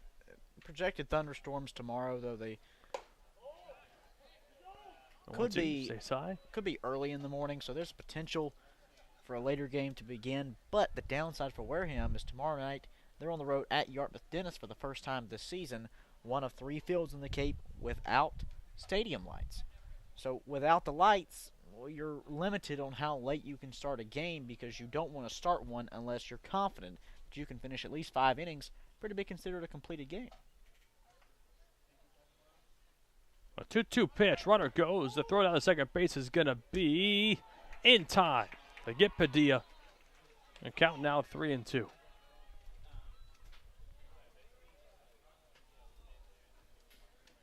The Gatemen haven't stolen much this season, just 7 stolen bases, but that's the second time they've been caught stealing, so 7 for 9, percentage is high. And I know you've been saying that you want to see more stolen bases on both sides of the fields. The payoff pitch popped him up.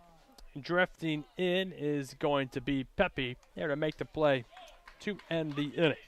No runs, 1 hit, no errors, and nobody left after 5 innings of play. It's 2-0 Hyannis. Stay with us on the Gateman Broadcast Network.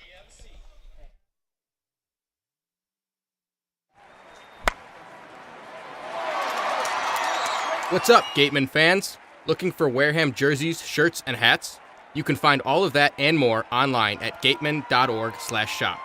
Visit to get all your Gateman gear today. Hey Gateman fans, don't miss out as the Wareham Gatemen head to Worcester, Mass. to take on the Bourne Braves at Polar Park, the home of the Worcester Red Sox. This special game at Polar Park takes place Monday, July 25th with a 6:45 first pitch. Tickets start at just $10, so head to gateman.org to get yours today. The 2022 Cape Cod Baseball League All-Star Game will be hosted by the Wareham Gatemen on Saturday, July 23rd. Join the CCBL's best as they take to the diamond in front of scouts from every MLB organization here at Spillane Field. Gates open at 2 p.m., Home Run Derby will begin at 5, and first pitch is at 6:05 p.m. Tickets will be available through the league and Gateman website.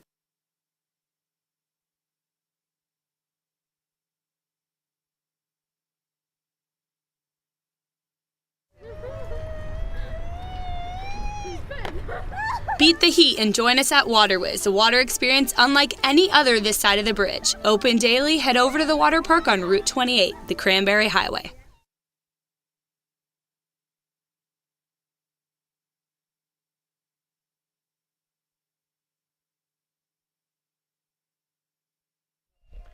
Well, Fristo retakes the mound here at top of the 6th already. It's a 2-0 Hyannis lead.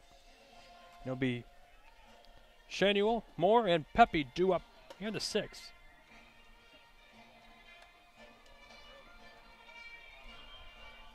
It's definitely military appreciation tonight around the ballpark. Home team Wareham Gateman and the Red Shirt Fridays donning the red jerseys, the digital camo cap. We've heard each military branch's song echoed around Spillane Field tonight. That one, the Coast Guard.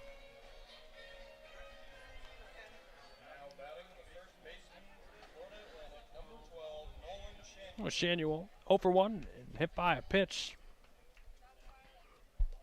And so far tonight, the wind picking up more and more. As the game rolls on. And it is rolling over the right field fence. So good news for the lefty hitters. There's 6 of them in this order. Oh, pitch just low. 1-0 the count.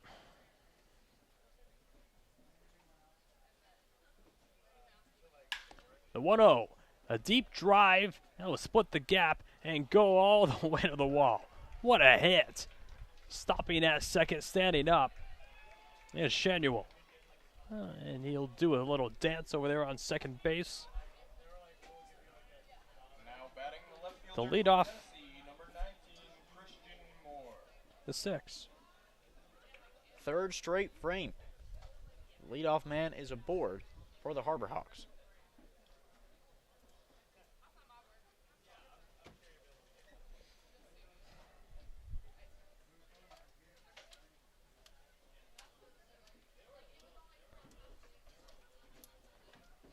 Looking to add to their 2-0 lead.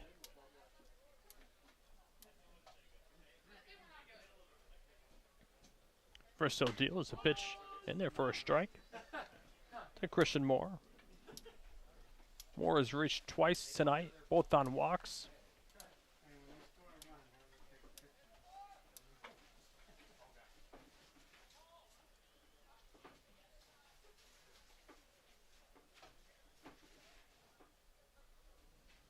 The 0-1 outside. 1-1 the count.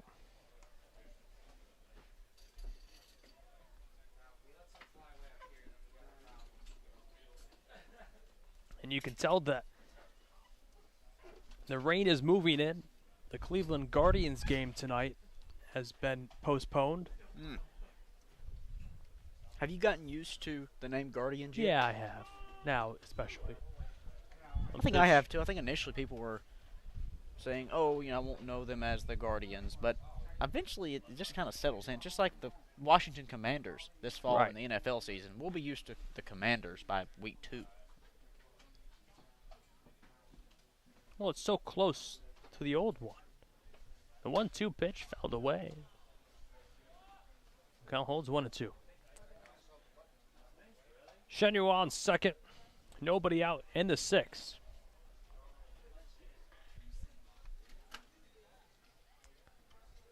A quiet night at the ballpark, offensively for the Gateman. Hyannis out hitting the Gateman 4-3. You can make the argument on both sides. The 1-2 stays high. Fastball. 2-2 the count.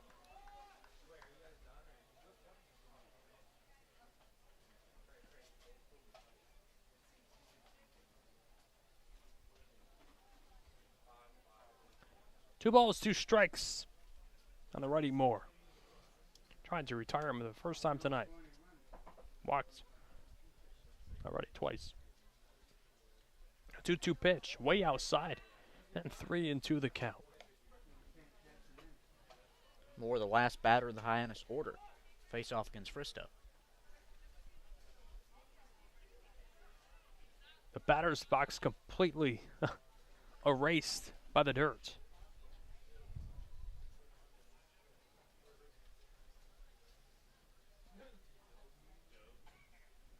Three-two pitch incoming. Fristow delivers. Outside, and that's his 3rd walk of the night. How about that? Now it's 1st and 2nd with nobody out in the 6th. Anytime a player can draw 3 walks in the same game, it's remarkable. No Gateman's done that this season.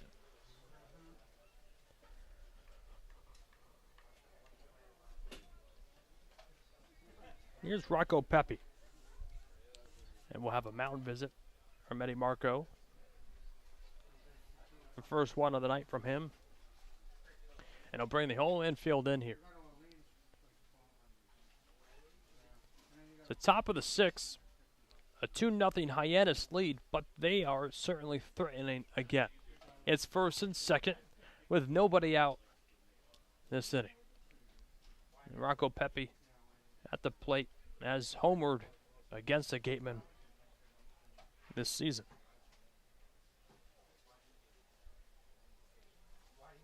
Alex, on our look around the Cape this evening, bottom of the 5th, no score with Brewster and Falmouth. We go to the bottom of the 4th at White House Field.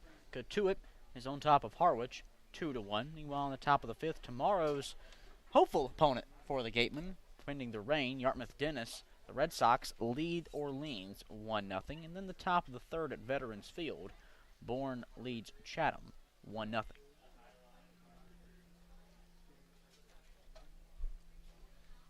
Well, Pepe in a big spot for the Harbor Hawks, looking to break this game open.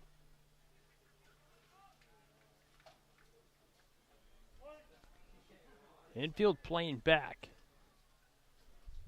looking for just an out at any base. First, so set at the waist. Another step off. Give second base a look, but Shannon gets back.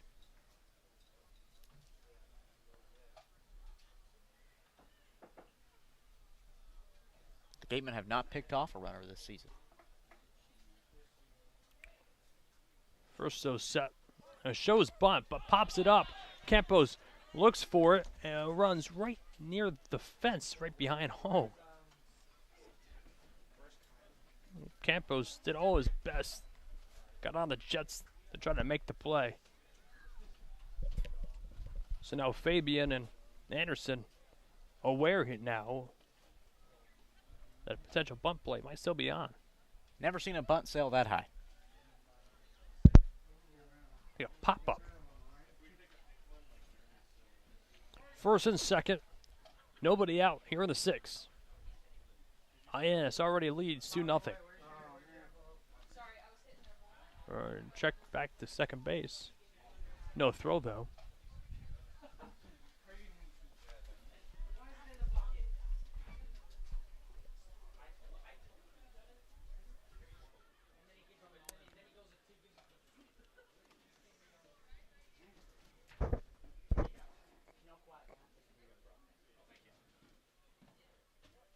The show's bunt again, and this time it's a rocket right to Anderson, who will go to third base to get the lead runner. And Nolan Shanuel. What a great play by Max Anderson. The bunt play. Hurting Hyannis there. Heads up, though, from Anderson. That's a smart infielder to recognize that the opportunity to make the throw was there to third base and get the lead runner out. Instead of having 2 runners in scoring position with just 1 out, now you got runners at first and second with 1 away. Double play ball is in effect. I want to know the velo on that throw to third base. Probably as fast as you drive. What are you trying to say? First and second, 1 away, the top of the 6th. A pitch by Matulia, fouled away down the first base side. I'm not complaining. I grew up a fan of NASCAR.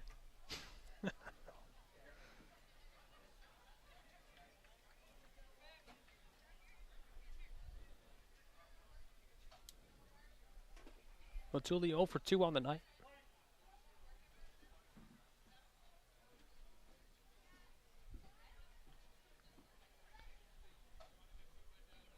Oh, 1 pitch, stays high. 1 ball, 1 strike.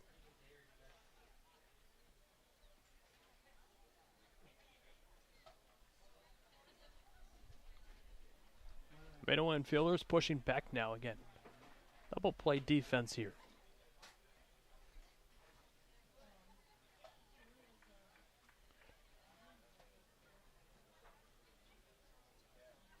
One pitch, just outside. Almost went, but Matulia held up. 2-1 the count.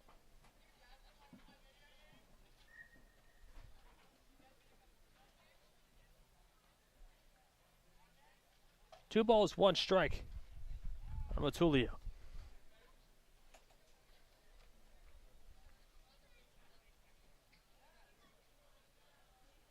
The pitch, cut out and miss.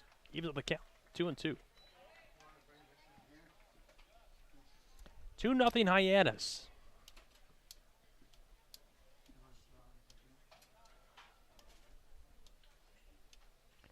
Have you looked to see if there was any hillbilly competitions up in Massachusetts? Not around the area. I haven't looked this weekend, though. Back home, it's coming up on Monday.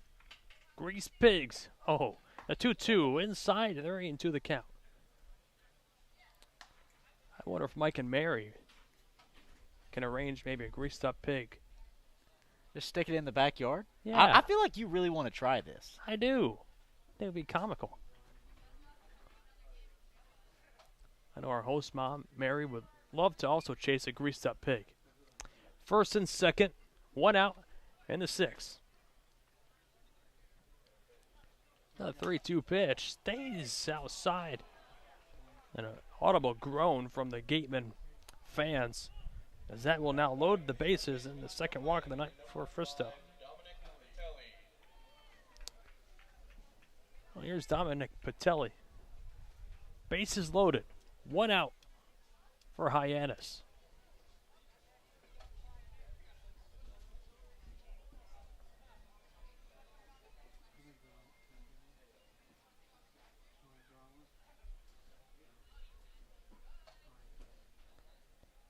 For 2 on the night. A ground out and a strikeout. Pitch low and inside.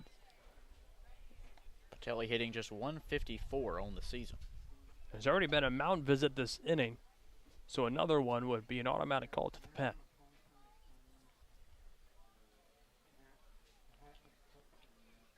A 1-0 pitch, cut on a miss. Nasty breaking pitch there. They got Patelli to chase.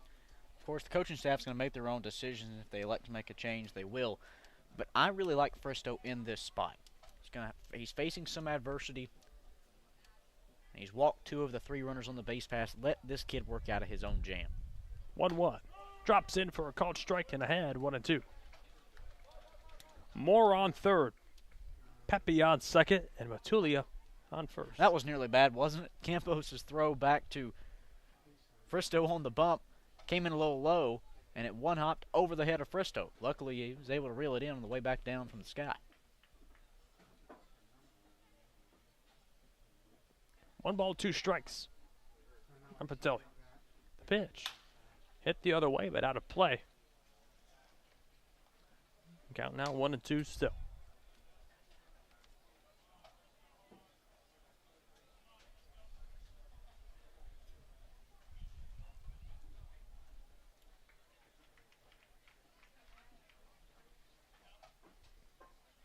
Still only 1 out in the 6. I wish we had the data. I want to know the time spent when Hyannis has been at the plate versus the Gateman. It's like 2 hours, it seems. A time of possession type. Oh my gosh, stat. yeah. I mean, the game's been going on for an hour and 44 minutes. I think 1-2. Hit well, could be trouble. When it's drifting in, it would dunk in for a base hit. 1 run scores. Now rounding third and coming in is going to be Pepe. It's a ribby double for Patelli. And Hyannis now takes a 4-0 lead in the 6th. Both Moore and Pepe scored on that double. Moving to third, Phil Matulia. Patelli hitless tonight, comes up in a big spot and doubles the lead for Hyannis, now 4-0.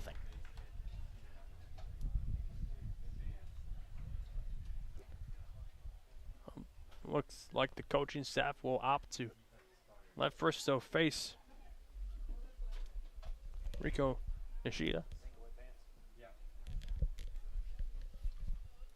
Be a single and an advance from the throw. Oh, the pitch drops in low. And what another count.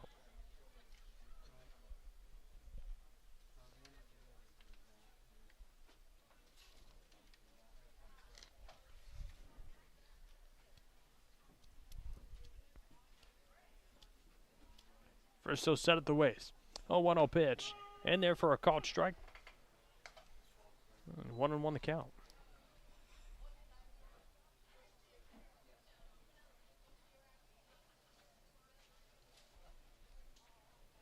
Four nothing Hyannis in the 6th. 1-1 pitch. Grounded on the right side. Hausinger bobbles it and loses it. Throws to first base. Who gets Nishida, but another run does score. And it's 5-0 Hyannis in the 6th.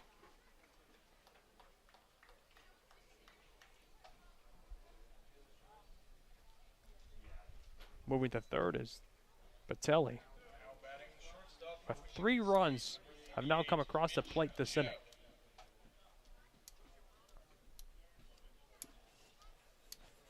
$5-0 Harbor Hawks in the 6th.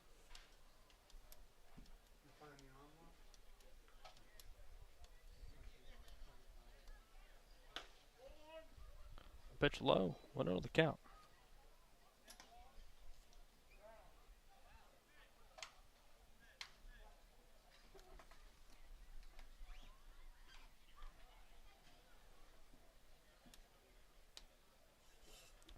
Fristow set at the waist. A 1-0 pitch. Way inside and low. Almost hit him. 2-0 the count. Mitch jab at the plate. Singled back in the first. And grounded out the 2 other times. 2 balls, no strikes. Here on Jeb. Patelli on third. Pitch in the dirt. Campos lost it for a second, but found it. And count now 3-0 the count.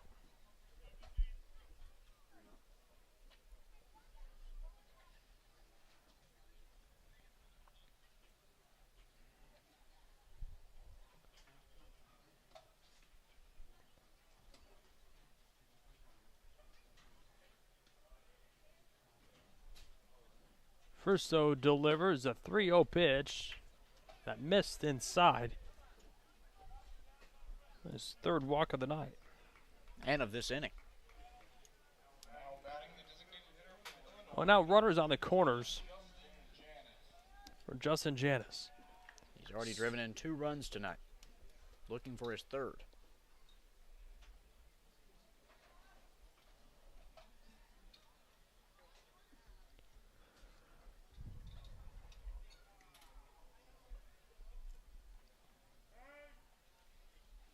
Time called between Fristow and Campos. We'll go out to have a conversation.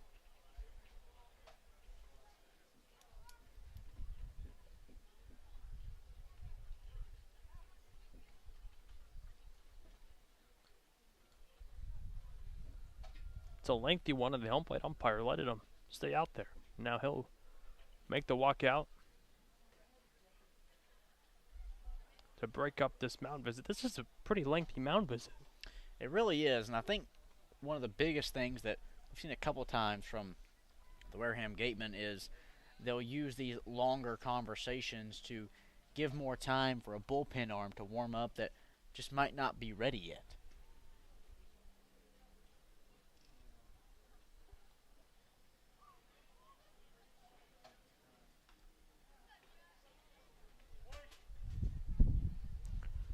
First and third, 2 outs, and the 6th.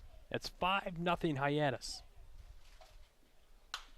That one fouled away.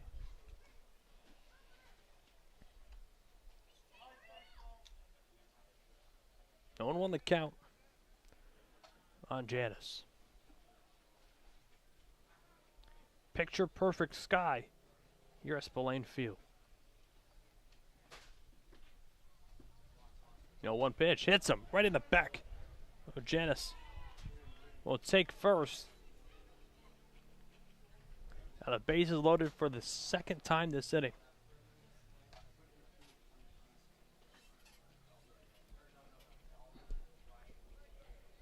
And now here comes Jacob Campbell. 0 for 3 on the night, but could really break this game wide open.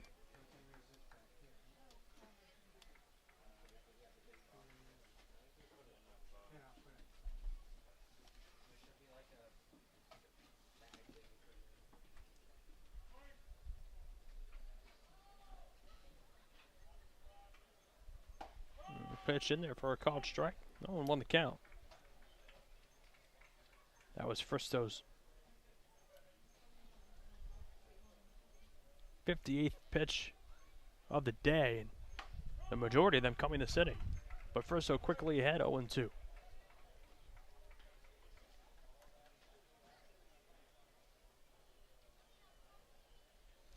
Bases loaded, 2 outs, and the 6th. The 0-2 pitch just low. Fristow thought it was strike 3, already off the mound, and we'll have to climb back on and go back in the battle. And Fristow's had a couple of those pitches that have been frustrating for him in this inning that he thought were strikes. The 1-2 pitch hit the other way well, but not a play.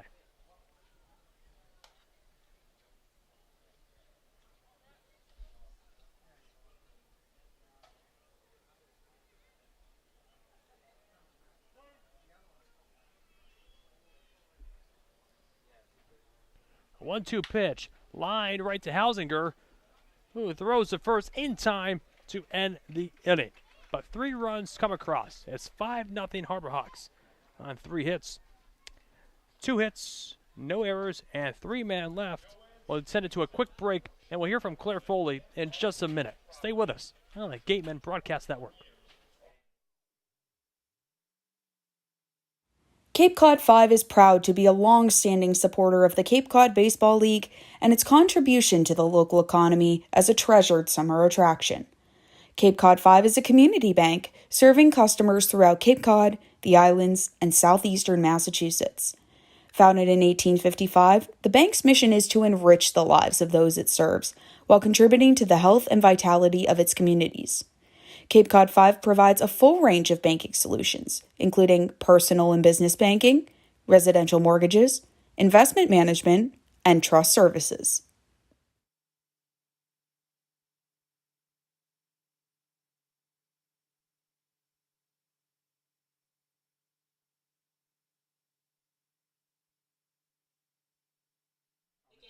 Welcome back to Spillane Field. Alex Feuz, Cade Crenshaw, and we'll send it down to our Claire Foley now on the sidelines.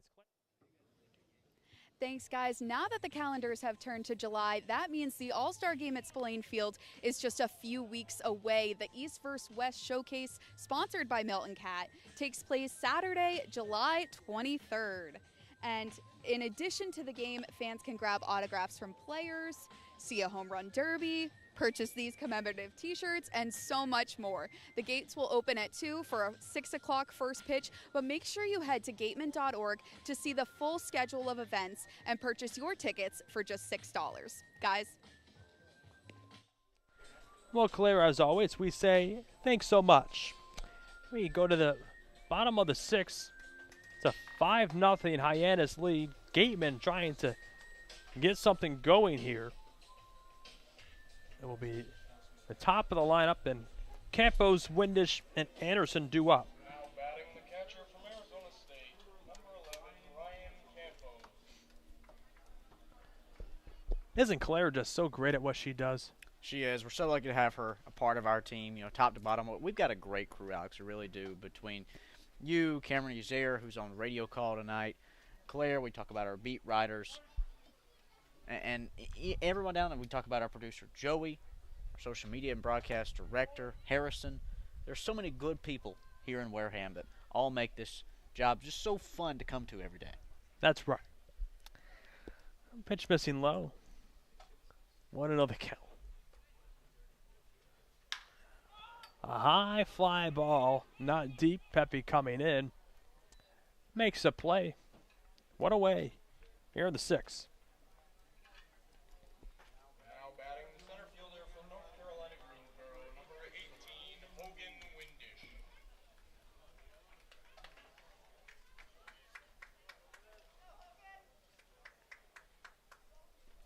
Oh, Strickland. A second inning of work. First pitch to Windish. Slider in there for a called strike. The biggest difference right now, I think, for this Wareham offense is they have to generate some type of a spark. Of course, you're facing a 5-run deficit, but looking across. Grounded on the third base side, and it's booted by Patelli. And Windish will reach safely, and we'll see if that's the spark that the Gatemen need, and it will be An E5 by Patelli, who just booted it away. Like I was saying, Alex, you look at this Gateman offense tonight compared to Hyannis, who's had 30 at-bats in this game through 6 innings. For the Gateman, Max Anderson represents number 21.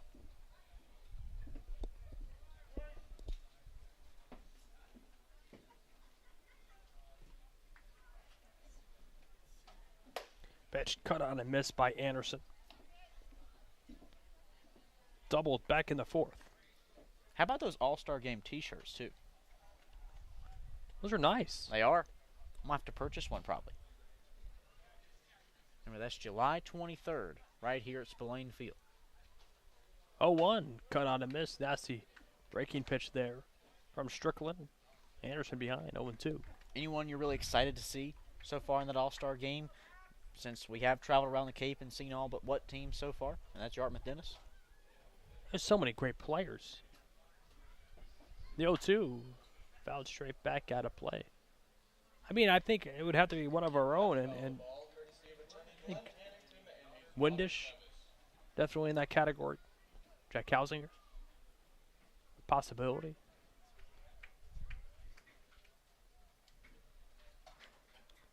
Windish on first, 1 out in the 6th. The 0-2 outside to check down the first base, but first base umpire says that Anderson held up, so counting out 1 ball, 2 strikes. I'll be honest, Alex. If Hogan Windish isn't a Cape Cod League All-Star, I want to check the ballots myself. A 1-2 pitch, chopped, fouled away.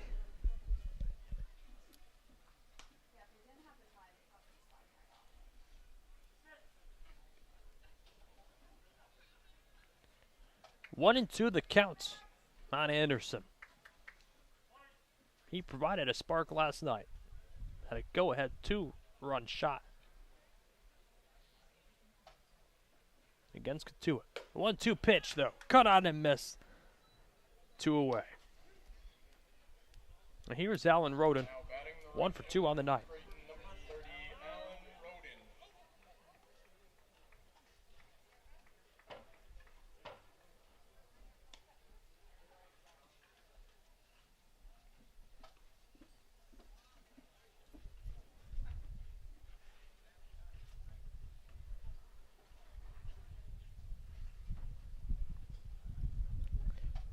Windish on first.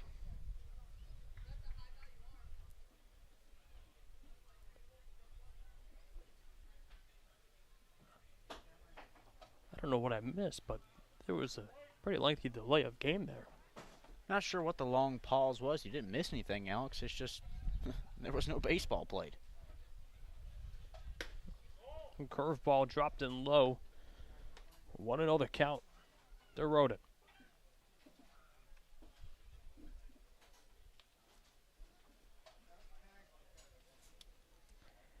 Windish on first. 2 outs in the 6th. Strickland deals the pitch in there for a strike. 1-1 the count.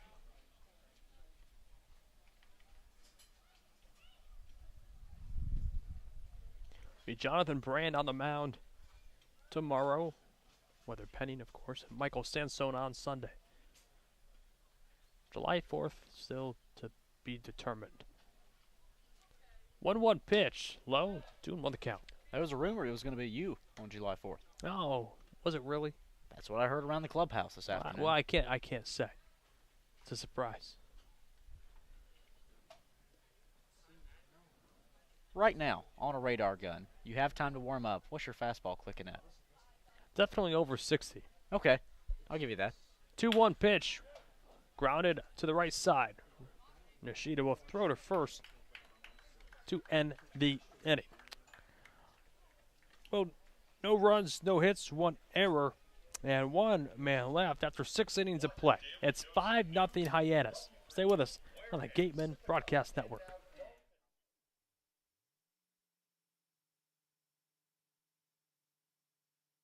The Wareham Gateman would like to thank Franklin Sports for their sponsorship of the Cape Cod Baseball League. Franklin is yet again proud to be the official batting glove of the Cape Cod Baseball League. Throughout the summer, all 10 Cape League teams are wearing their own custom team batting gloves, courtesy of Franklin Sports. Cape Cod to the major leagues. Only the best hitters in baseball wear Franklin gloves.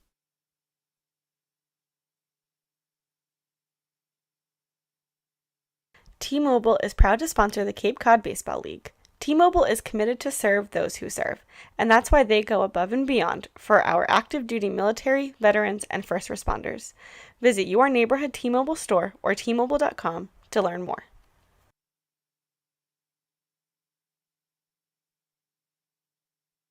As a proud sponsor of the Cape Cod Baseball League, the Mass State Lottery is celebrating the games we love playing, from the baseball diamond to the many lottery games that help support all 351 cities and towns across the Commonwealth. So here's to 50 years of winning and 50 more.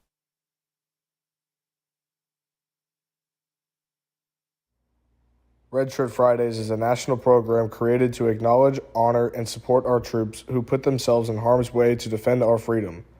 In support of this program, the Cape League teams will be wearing a specially designed red jersey every Friday. This week's special celebration of Red Shirt Friday is sponsored by Zypher Hats, Massachusetts State Lottery, and OT Sports. Support our troops and join us by wearing red each Friday.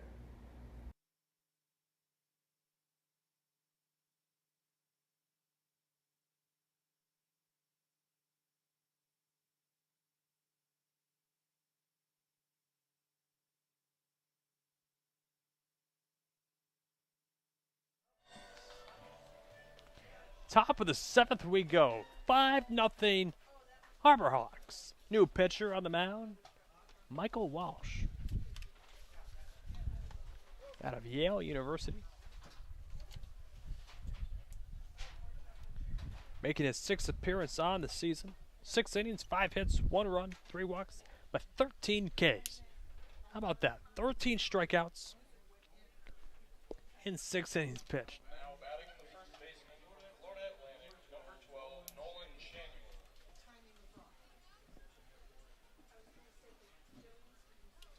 Walsh takes over after Jackson Fristow pitched the last 4 innings.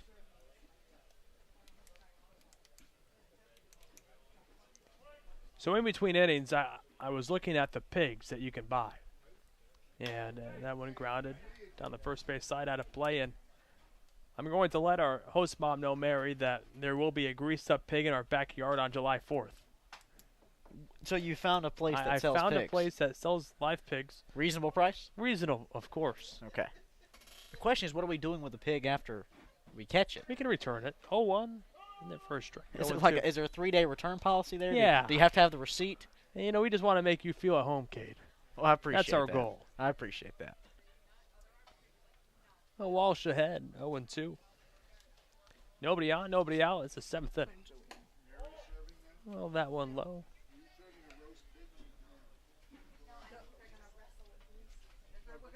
Do you think you could catch a grease pig if I it was think running so. around? It would be fun. A 1-2 pitch, cut on and miss. That's his 14th strikeout of the season. 1 down and the 7th. Only problem is, Alex, our backyard isn't fenced in, so it'd be hard to contain it from the neighbors. That is true. We could bring it here to Spillane. Oh, boy. I'm sure it would love the stone dust infield with all that grease. Oh, he would love it. Oh, Walsh delivers the slider low. Want to know the count? You know, I think between our host mom, Mary, and our host dad, Mike, I think they would be able to catch it and keep it in the yard. You think so? I think so. But then whoever catches it, I think they would have to roast it. Oh, no, we wouldn't do that. We won't. Have you ever seen Charlotte's Web? Yeah, when I was like 5. Really? Yeah. I grew up with younger siblings, so I saw it after I was 5. But Charlotte's Web, great movie. Oh, Wilbur. 2-0 pitch. Up and in. 3-0 the count.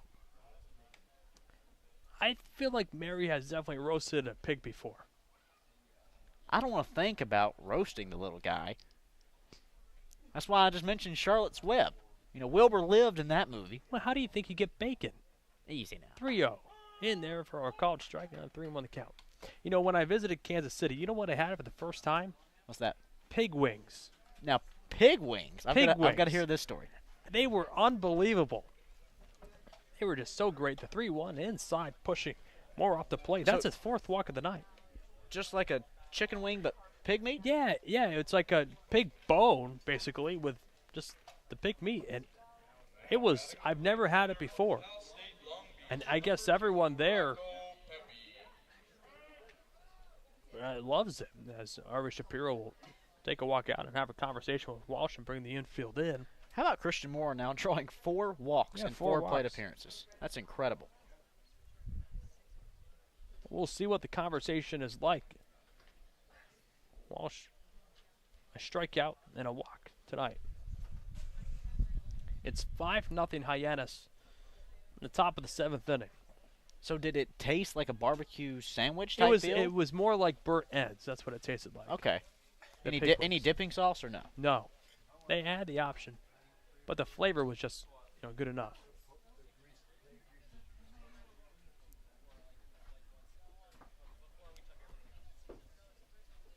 Can we name the pig?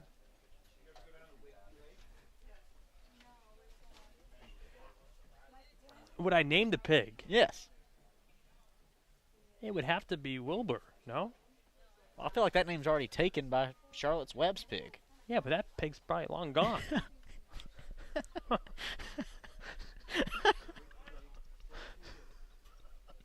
That movie was made like 20 years ago. It was animated.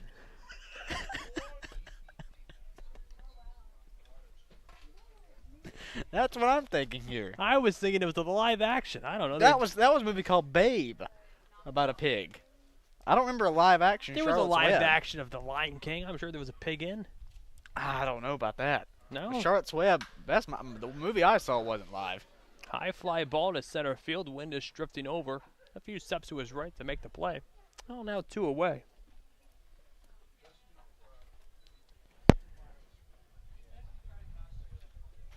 It was animated. You're right. I forgot about that. Well, the pig's probably still alive somewhere.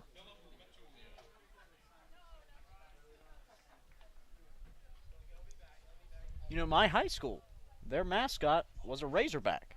Really? It was. Just staying in line with the pig theme. Runner on first, 2 outs. Here in the 7th. The pitch. In there for a strike.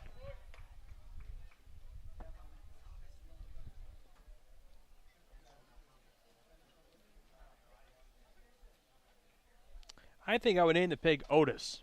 Otis. I like that. Otis, that would be the pig's name. Moore on first. That one looped to center. It's going to drop in for a base hit. Rounding second and cruising into third is Moore. Runners on the corners with still 2 away. You're in the 7th.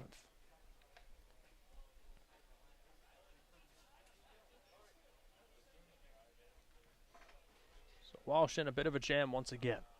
Runners on the corners. 2 outs. In the 7th. 5-0 Hyannis. Now batting the third baseman from Miami, number 5, Dominic Patelli.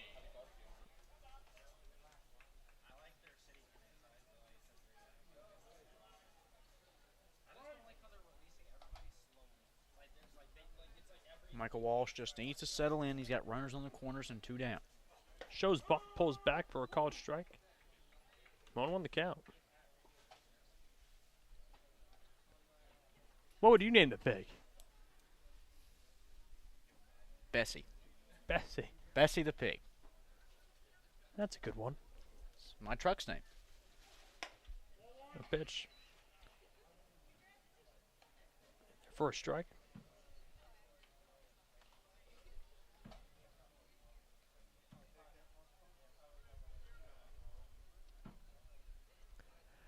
Runners on the corners, 2 outs. Not but 7th. Walsh set at the waist. Pitch. Inside.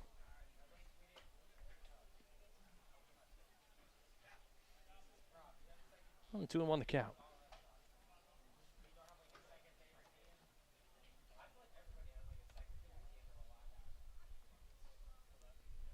Runners goes. The pitch. Grounded right back to Walsh. He'll take it and throw it to first in time to end the inning.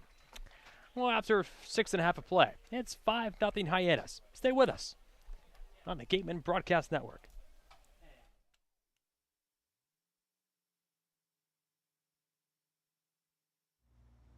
Wherever you call home, from Boston to the South Shore to the South Coast to the Cape and Islands, Rogers Gray has you covered for all coastal homeowners insurance needs. Rogers Gray is a proud sponsor of the Cape Cod Baseball League. Learn more at rogersgray.com. T-Mobile is proud to sponsor the Cape Cod Baseball League. T-Mobile is committed to serve those who serve, and that's why they go above and beyond for our active duty military and veterans. Visit your neighborhood T-Mobile store or T-Mobile.com to learn more. Earn a bachelor's or master's degree, complete a certificate, or take a single course through the Division of Continuing Education and Graduate Studies at Curry College. In-person and online classes run days, evenings, and weekends in Milton and Plymouth. To learn more about programs in accounting, business, criminal justice, education, nursing, and more, visit curry.edu.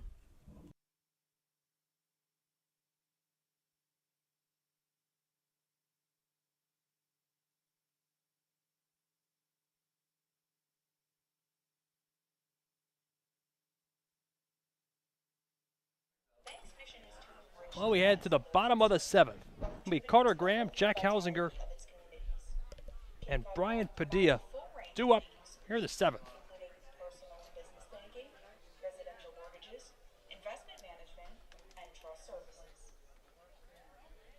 Alex, I think there's one thing we have to mention from the commercial break there that you got to experience, a special moment. Yeah, Vinny Pasquantino, one of my best friends, made his Major League debut 2 nights ago for the Kansas City Royals. Got his first hit of his Major League career, a solo home run. How about that? Pretty cool. And then Graham grounds one over the jet, who fires the first in time, 1 away. Imagine your first Major League hit, a home run. I just can't imagine my first Major League hit. I wouldn't make contact. Well, and Vinny was 0 for 6 heading into that with 2 walks, but every single ball that he had made contact with so far this season, it was hard hit. I mean, he had one tonight. It was a line out right to the second baseman. So I think the Royal fans can kind of, now Vinny can settle in. But pretty special.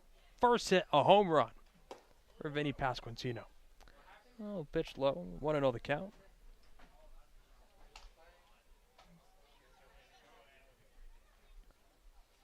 The Gateman offense has to show some sort of life here late.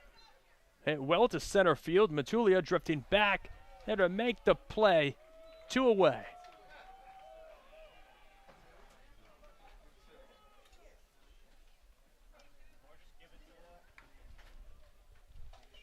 Now batting the shortstop for UConn, number 4, Brian Padilla.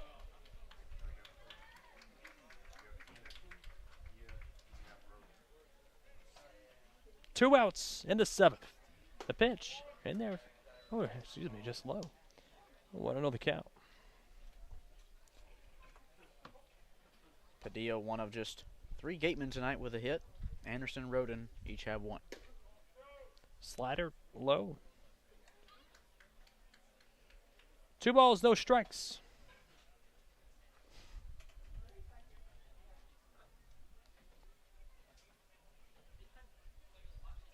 A pitch. High fly ball to right field. Pepe drifting back, battles it for a second, but finds it to end the inning. 3 up, 3 down in the 7th. We head to the top of the 8th. It's a 5-0 Hyannis lead. Walsh back on the mound for a second inning of work. Stay with us on the Gateman Broadcast Network.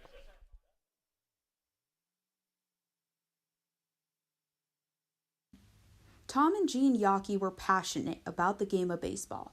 Over their 7 decades as owners of the Boston Red Sox, the Yockeys greatly invested in youth and amateur athletics in our community.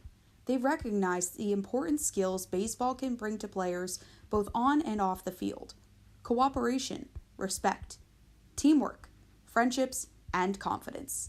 The Yockey Foundation has been proud to support the Cape League for more than 25 years.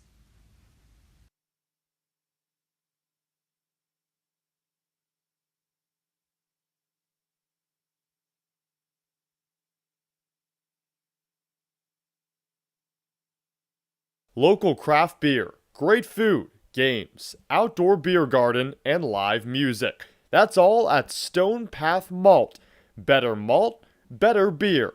Conveniently located across from Wareham Crossing in the West Wareham Industrial Park. Check them out.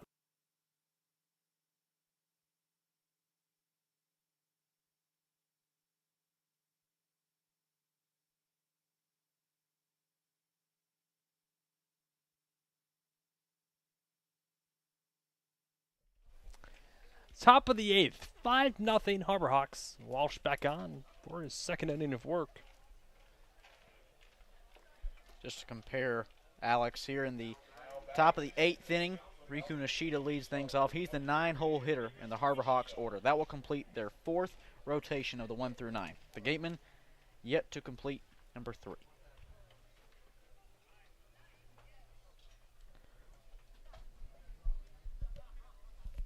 No, Nishida, Jeb, Janice, due up in the 8th.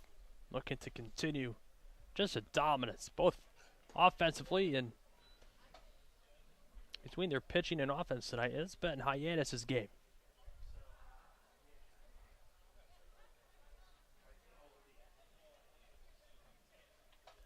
1-0 pitch, stays high, 2-0 the count.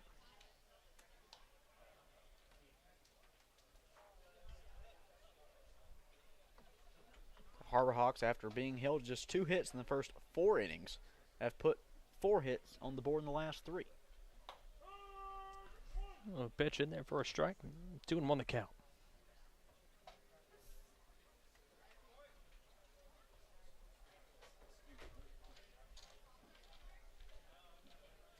Walsh steals a 2-1 pitch, fouled back, evens up the count, 2-2.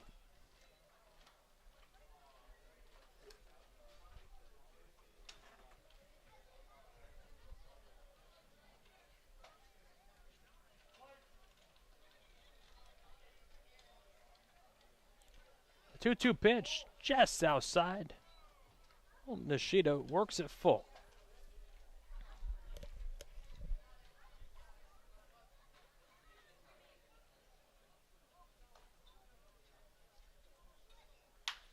That one grounded right back to Walsh, who bobbles it, lost it for a second, but will throw to first base, not in time. And give it a hit.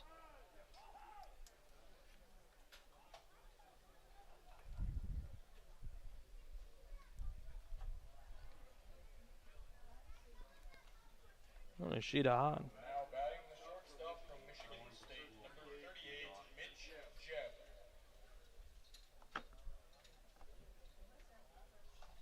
Back to the top of the order. 5th time tonight for Jebb at the plate.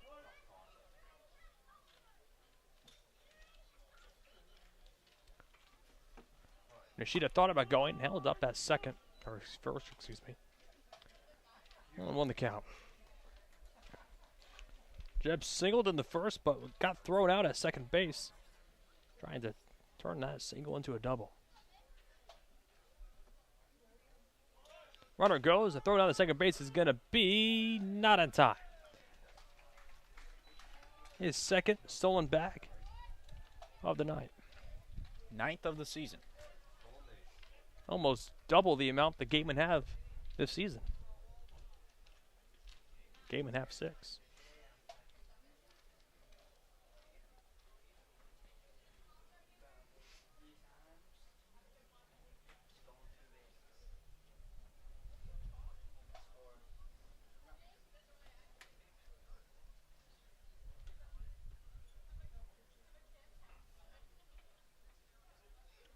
Pitch, cut out and miss. A big strikeout from Walsh for out number 1.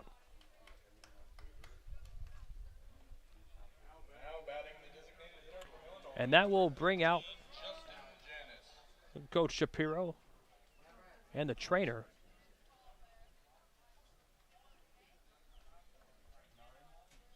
And the whole infield in.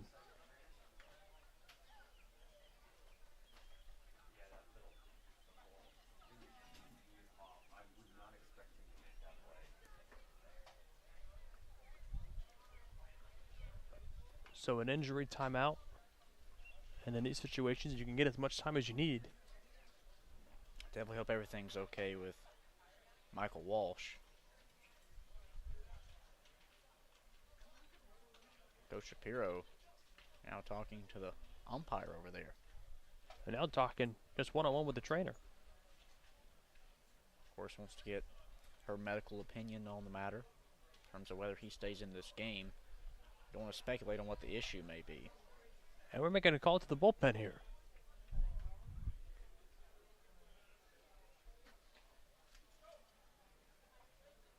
So Walsh appears to be coming out of the game.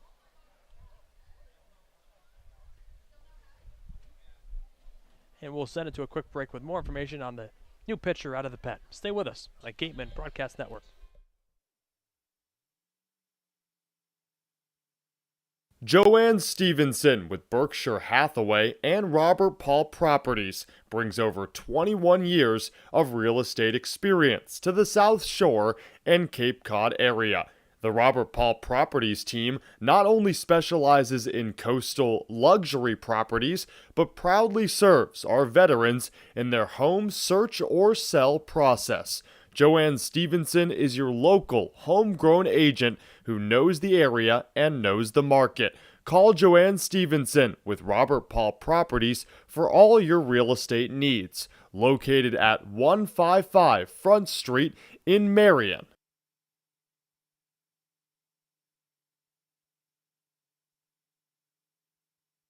Finding a good personal injury attorney is very difficult. If you or your family member have been involved in an accident, hurt at work, suffered a slip and fall, or have been injured due to negligence of someone else, contact the lawyers at Reedy, Kiernan, and McNally, LLP today. They are experienced trial attorneys who practice in all of the courts in the Commonwealth. The firm has been recognized by Best Lawyers in America for outstanding legal representation. Contact Reedy, Kiernan, and McNally, LLP today. The firm is located at 267 Main Street in Wareham and 2318 Acushnet Avenue in New Bedford.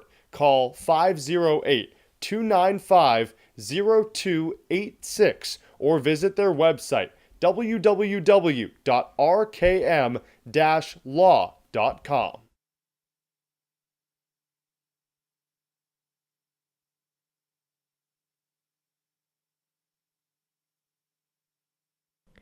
Earn a bachelor's or master's degree, complete a certificate, or take a single course through the Division of Continuing Education and Graduate Studies at Curry College. In-person and online classes run days, evenings, and weekends in Milton and Plymouth. To learn more about programs in accounting, business, criminal justice, education, nursing, and more, visit curry.edu.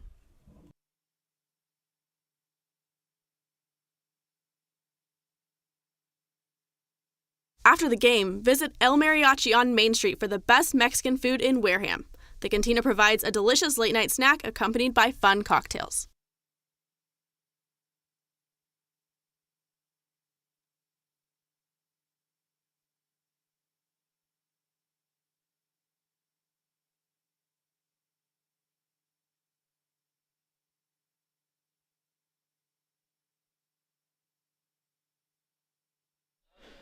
Well, new pitcher, Alex Galvin, making his second appearance on the season, and he has as much time as needed as he came out of the bullpen to relieve Michael Walsh. Walsh left the game with the trainer.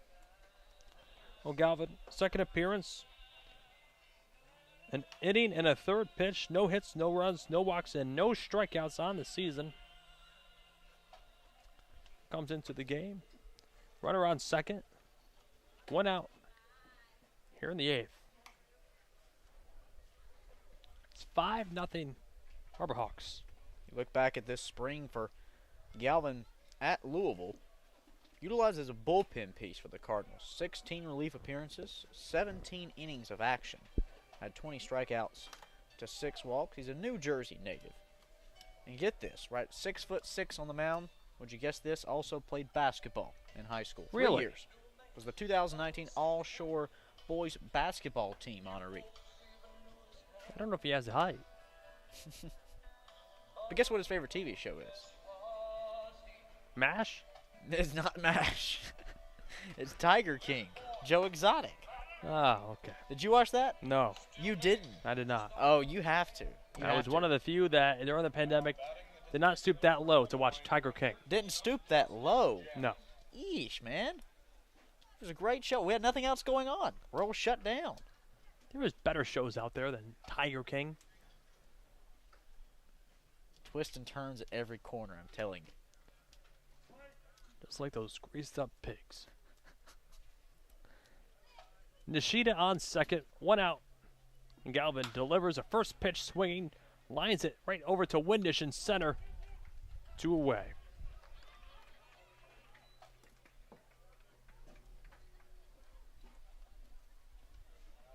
And here's Jacob Campbell. 0 for 3 on the night. Or 0 for 4, excuse me. 2 strikeouts and 2 groundouts.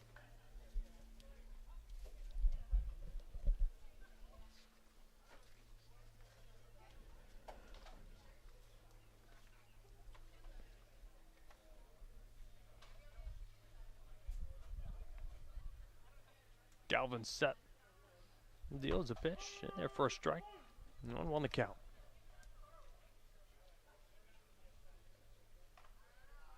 What's your go-to binge show if it's not Tiger King? The Office. The Office. I think I watched 10 minutes of it and just turned it off. Tiger King. 0-1, taken for a strike. Are you a fireworks guy? I do like fireworks. Looking forward to Monday, of course. Sure. Yeah, you know, going down, watching a good fireworks show. Those are things you look forward to. I love good fireworks. 0-2 pitch. Gets away from Campos behind the plate, taking third easily is going to be Nishida. 5-0 Hyannis here in the 8th. The wild part to me about the fireworks industry is how expensive some of those things can be. Oh, you know, sure. the bigger Millions of bundles for the dollars, big yeah. shows? Wow. I'll stick to my sparklers and firecrackers. All for just 20 minutes of entertainment. Lots of money just burned right in the air. But man, I'm looking forward to it. 1-2 pitch. Low, 2-2.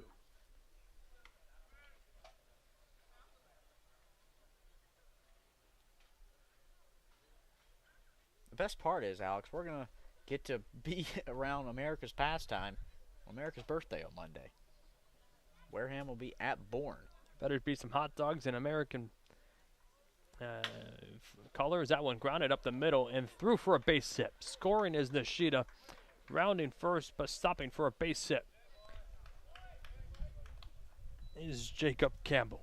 Oh, base hit and an RBI for Campbell. His first hit on the night. And now it's 6-0 Hyannis. You know, I'm really hoping there's apple pie there, too. You know, I've never had apple pie. Never had it. Well, I feel like you don't like apple pie. Well, I've never had it. Yeah, but you don't try new things. Okay. I do try new things. I just may be a little picky at times. Yeah, but you're telling me you're going to try apple pie? I don't buy it. I don't know, maybe. No. You're only saying that because we're on air right now. If we were off the air, you're like, I'm not trying apple pie, and I don't plan on it. I'll stick with my vanilla ice cream, and that will be it. I am a cookies and cream fan, I'll have you know, when it comes to the ice cream. Campbell on first, 2 outs here in the 8th. A 1-0 pitch. Ripped foul out of play. You wouldn't try rhubarb strawberry bars. Because I never heard of rhubarb before in my life. How have you not heard about rhubarb? Don't ask me. I am asking you. You're the only person to tell me how you haven't heard about it. Galvin deals a 1-1 pitch low in the dirt. 2-1 the count. I know they're not your Scooby snacks. I do love Scooby snacks. I do. I love Scooby snacks, but never had apple pie. A little cinnamon flavor in them. There's cinnamon in apple pie. I'm not saying no. But you are. I'm not. You've not agreed to try it. 2-1. In there for strike 2. All I'm saying is there's Will you try apple pie on air with me? Let's do it. We'll try it. We just have to get apple pie here first. I'll get apple pie if you are going to try it. Well, you can't get the one from McDonald's because I won't count that one. No. See, don't even That's garbage. 2-2, grounded over to Hausinger. Throws to first base to Anderson in time to end the inning. Another run tacked on by the Harbor Hawks. They now lead 6-0. We head to the bottom of the 8th. Stay with us on the Gateman Broadcast Network.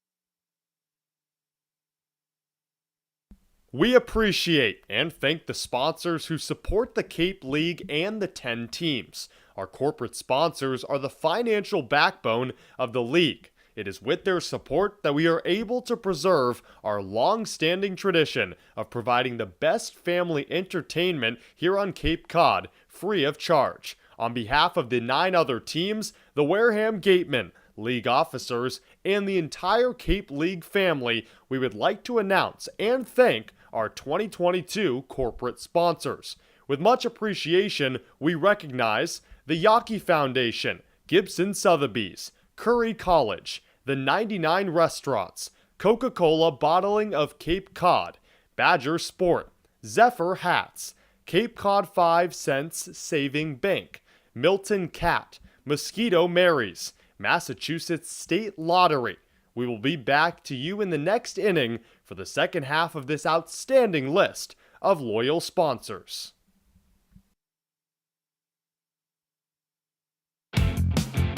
Mosquito bites and ticks. No, yikes! When the bugs get scary, just call Mosquito Marys. 866-ASK-MARY. Or visit us at mosquitomarys.com.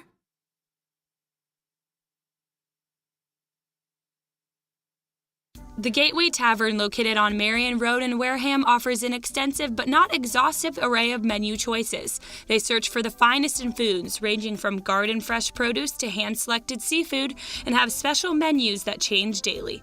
The Gateway Tavern is proud to be the official helmet of the Wareham Gateman.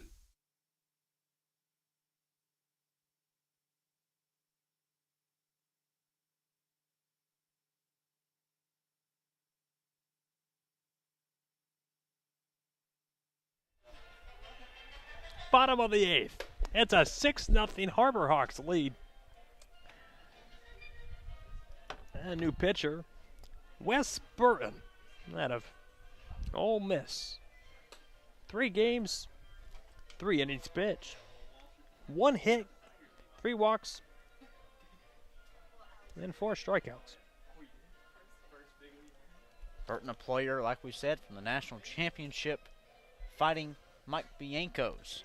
And we have some breaking news. It is confirmed. Okay. I'm 99% sure confirmed. What? No, you're going to give breaking news, but you're 99%? Do we want to hold off maybe? I got a credible source that's telling me that Jack Hausinger will be on the mound next inning pitching. Be the first position player of the season to pitch for the Gateman. Potentially.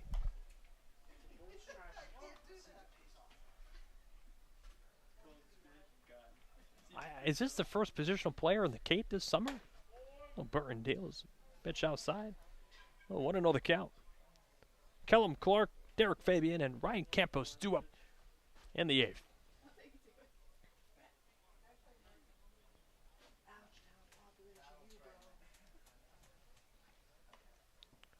Burton, viral on social media for his wild mechanics.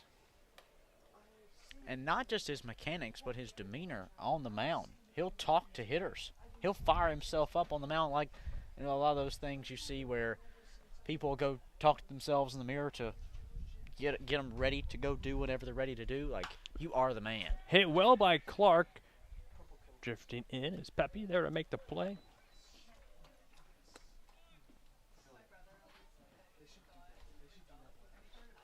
One away in the 8th. Now batting the third baseman for Florida, number 37, Derek Fabian.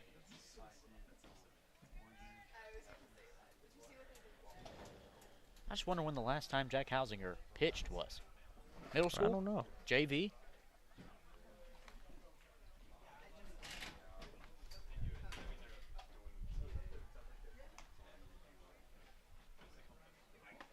Pitched by Burn in there for a strike. Well, Fabian behind 0-1.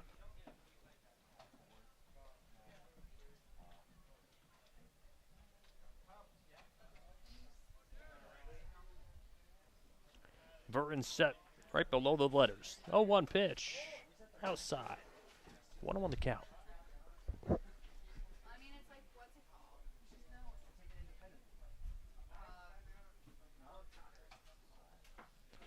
One ball, one strike on Fabian. So you are committed to trying this apple pie. If we bring it here, I'll try. 1-1. Cut out on this one into the count. We'll have to see if Mary can make some apple pie for us and we can try it on air. But then wouldn't it be cold here at the field? Ooh, breaking news. 2 breaking news stories in the same inning. Okay. It is confirmed that our host mom, Mary, will be making apple pie for us to try in the booth next time we are together. Okay. Are you nervous? You're trying something new for the first time in your life. It the is 1-2 not. stays inside, 2-2 the count. You make it out like I eat the same thing for lunch and dinner every day. I eat a variety of You don't foods. eat lunch. Well, yeah. Scooby snacks. I think you would like the pig wings. I probably would. I'm a pulled pork fan. Yeah, it's I like like burn chicken. ends. You like burn ends? 2-2. Low, 3-2 the count. I'm not typically, though, like a bone-in sort of person. Like, my chicken wings are always boneless. Well, like how the wings work is like you hold the bone, like it's not like it's not on the bone. Is what It's you're saying. right. Like there's some pieces off the bone where you can hold on to the bone itself, and you just bite into it. That one fouled away. So is a bone running through it? I'm confused Yes, now. I'll try to pull up a picture here. Pig wings. My friend thought they were called piglets. But I'm like, no, not piglets. Pig wings. Piglet was the character in Winnie the Pooh. Right. That would be my name of the pig. Is If we got a Piglet- pig, I would name it Piglet. Oh, I typed in pig wigs. That's going to pop up something terribly different. Man, what a night. What a night. 3-2 the count. I saw a pig with pink hair over there.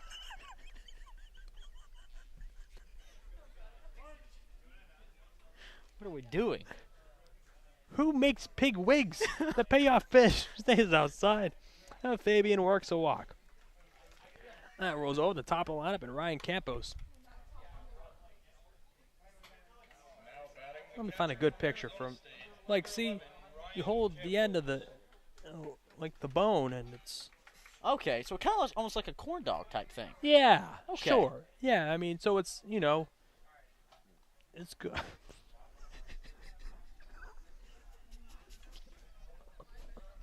We just found a picture of a pig with wings. If only pigs could fly. That just add to this night. Just waiting for one to take off in center. Oh, boy. Oh, curveball inside. I want to know the count to Campos. 1,113 pictures of pig wings. Plenty to go around, you know. Who would have thought we'd be talking about pig wings? That was the last on my list tonight. Oh, pitch in there for a called strike. 1 ball, 1 strike, 1 out. It's the bottom of the 8th. 6-0 Hyannis. I've never had it before. The other night. This is the better picture. This is more so what we had. Pretty good. Yeah, kind of similar. Looks like a corn dog type thing, just with the meat on top. Fish stays high, right at the shoulders. 2-1 the count.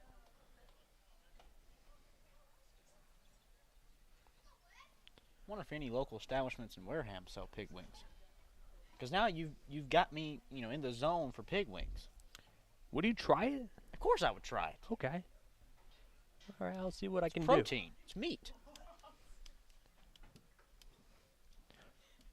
do. A 2-1 pitch. Cut out and miss. 2-2 the count. Let's see. What else can we get Cade to try for the first time? Again, I try new foods.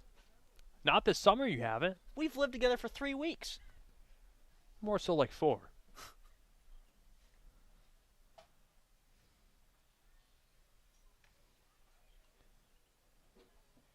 You don't like onions? Not an onion fan. Mushrooms? Nope. Love mayonnaise. Only Duke's mayonnaise. 2-2. A chopper up the middle. Could be 2. Nishida will throw to second. On to first. Not in time. 2 away. Campos reaches on a fielder's choice. Heck of a job from Nishida. A backhanded throw that was called barehanded by Mitch Jebb. But because I think Nishida had to collect himself too long on the infield grass, that's what allowed Campos to beat it out.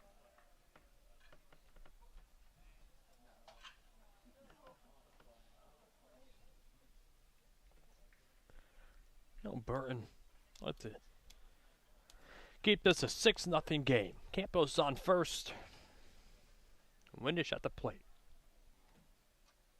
0 for 2, reach on an error. A pitch outside. 0 for 3, excuse me. The Gatemen just 3 hits as a ball club tonight. Padilla with 1.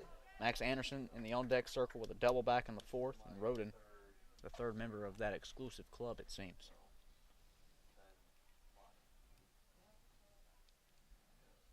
And Burton deals that one. The deep drive, and it will split the gap and go all the way to the wall. Rounding second, coming home now is Campos, and the play at home is going to be not in time. It's a ribby double for Hogan Windish, and the Gatemen on the scoreboard for the first time, the bottom of the 8th. The Gatemen will not be shut out tonight.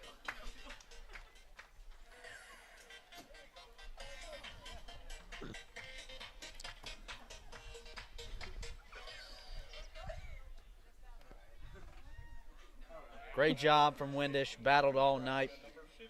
Put every ball in play.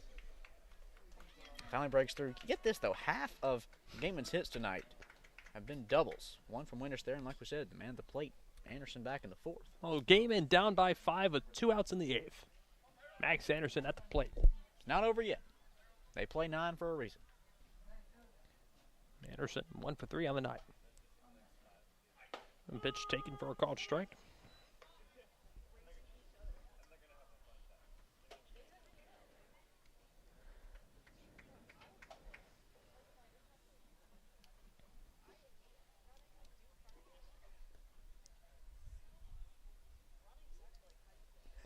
Oh, 1.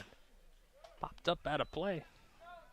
Count now 0-2. Looking ahead on the schedule, the Gatemen scheduled for a road trip tomorrow at Yarmouth Dennis for the first time this season. Alex, what a strong turnaround the Red Sox have had. Started 0-3, now sit atop the East Division with a 10-5-2 record.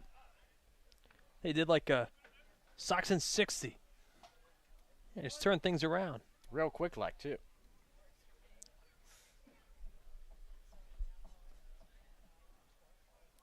Seven wins in the last 10 games. 0-2. Fouled away. Count holds.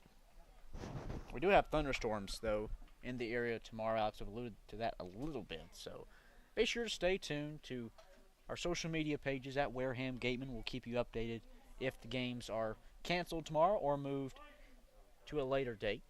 You know, the first person in the news business I job shouted was a meteorologist. Really? Yeah. Want to be a weatherman? Wanted to. So what changed? It's too easy. Too easy? Yeah. Just look outside the window and just say, okay, I think it's going to rain tomorrow. You can be wrong and still keep your job. I'm kidding, folks. It's a lot harder than that. 0-2, way inside. What is the count? No, all of the... I just like sports. I didn't like sports at that time. But with all of the tracking, the data and the graphs and charts, that's tough, especially in rough weather climates. Right. You know, your weather's meteorologist... a big thing. Weather is a life-altering thing. Your meteorologist Tornadoes. is one of the most important people in, harsh weather communities. Hurricanes, 1-2. Just outside, 2 into the count. Tornadoes, hurricanes, dust bowls. I mean, you got to keep track of it all, and people's lives are impacted by every moment. There's a wind now going out right field side. 2 balls, 2 strikes. Burton trying to get out of this jam. A 2-2 pitch. Drops in for called strike 3. Anderson goes down looking. Well, we head to the top of the 9th. Stay with us. It's 6-1 Hyannis on the Gateman Broadcast Network.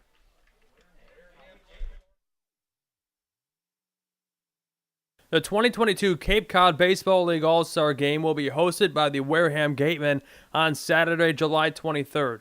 Join the CCBL's best as they take to the diamond in front of scouts from every MLB organization here at Spillane Field. Gates open at 2 p.m., Home Run Derby will begin at 5, and first pitch is at 6:05 p.m. Tickets will be available through the league and Gateman website.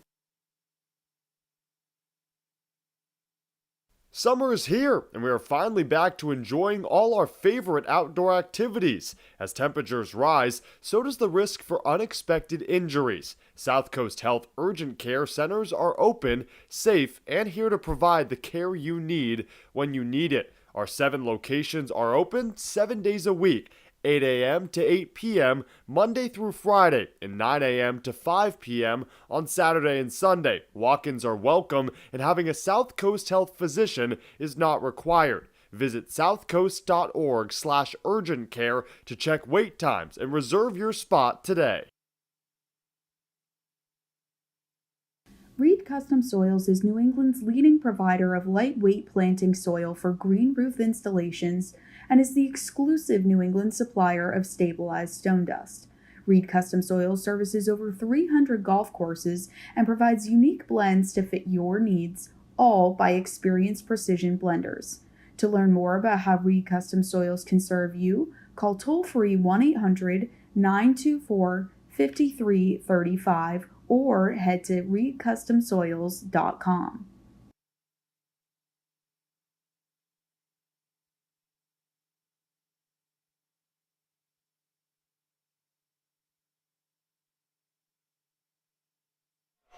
We'll go to the top of the 9th. New pitcher on the mound. How about this? Jack Hausinger was a second baseman, and I looked at his college stats at Xavier. Never appeared in a game on the mound. And does so here in the top of the 9th. It's a 6-1 Hyannis lead. We've got a position player pitching in the 9th inning. Hausinger, let's read it. 5'8", 170-pound right-handed pitcher from Xavier, a native of Hawthorne Woods, Illinois.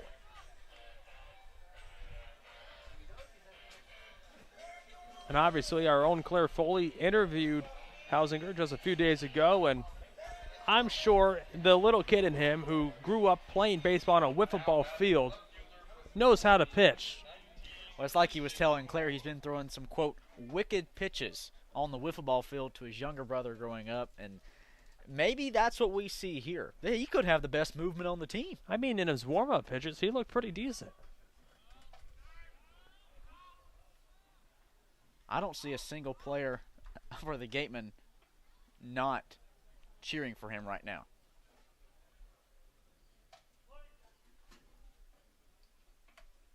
Hausinger deals a pitch inside.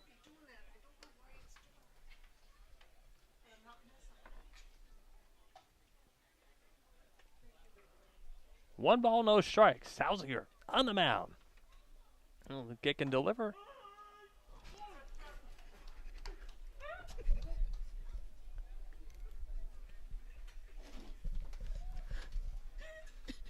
I'm sorry, but I think the umpire's voice might have cracked just a little bit there. Pitch. Come on. What is this, Major League? I mean, I'm talking at this point in the game, right? It echoed so loudly around this ballpark. The 1-2 pitch. Just that was classic. Oh. That's the icing on the cake for this night. Wow, what Oh no, we've lost Alex. He's gone. It's over. Oh, Hausinger kicks and delivers a 2-2 pitch low, and 3-2 the count. He had all the confidence in his delivery. That's and I feel bad for him because he can probably hear us. We're not laughing at you, Jack. Payoff pitch, line up the middle, but played by Anderson, who will make the throw to first base in time. One away. All right.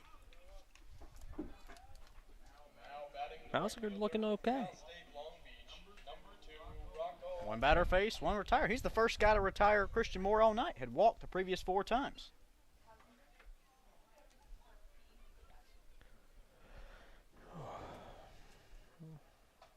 There was Rocco Pepe.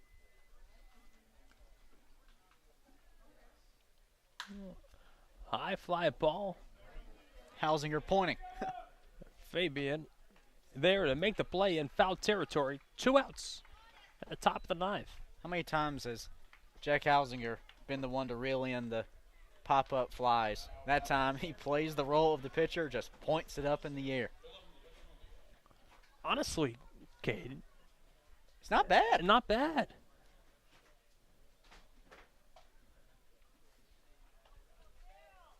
The voice cracked, though. That was bad. That was bad. 2 outs in the top of the 9th. The pitch outside, 1 under the count.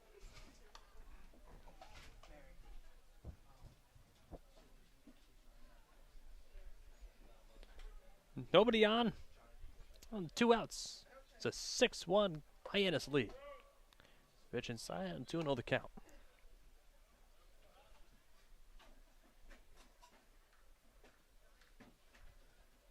Hausinger set at the waist.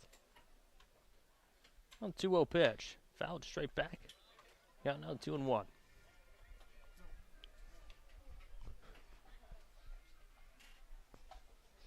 How about this?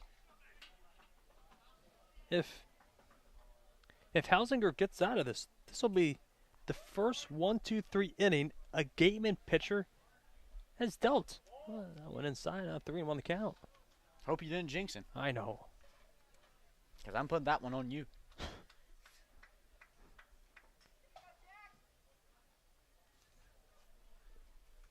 (3-1) grounded over to Anderson, who fires the first in time to end the inning.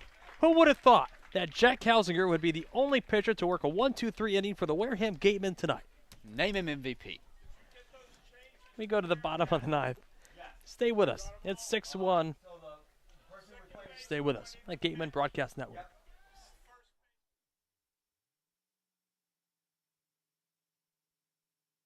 Gibson Sotheby's International Realty is a proud sponsor of the Cape Cod Baseball League. List your home with Eastern Massachusetts' premier real estate firm. Don't just get it on the market, get it the attention it deserves. Each office is independently owned and operated. Sotheby's International Realty is a registered trademark. Wherever you call home, from Boston to the South Shore to the South Coast to the Cape and Islands, Rogers Gray has you covered for all coastal homeowners insurance needs. Rogers Gray is a proud sponsor of the Cape Cod Baseball League. Learn more at rogersgray.com. One of the Gatemen's favorite places for their post-game meals is Cool Cone, where you can get anything from fried clams and fried chicken to an ice cream sundae, and then top it all off with a round of mini golf. Cool Cone, located on Route 6 on the Wareham-Marion line.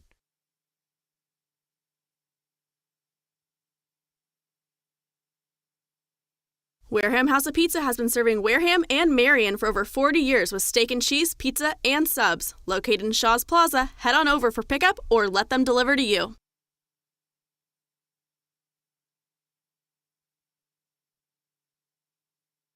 The Gateman would like to thank Wareham Country Market for helping to feed the Gateman players and staff after games. They are located about a quarter of a mile from the field on Route 6, offering a convenience store, a Dunkin' Donuts, and a deli.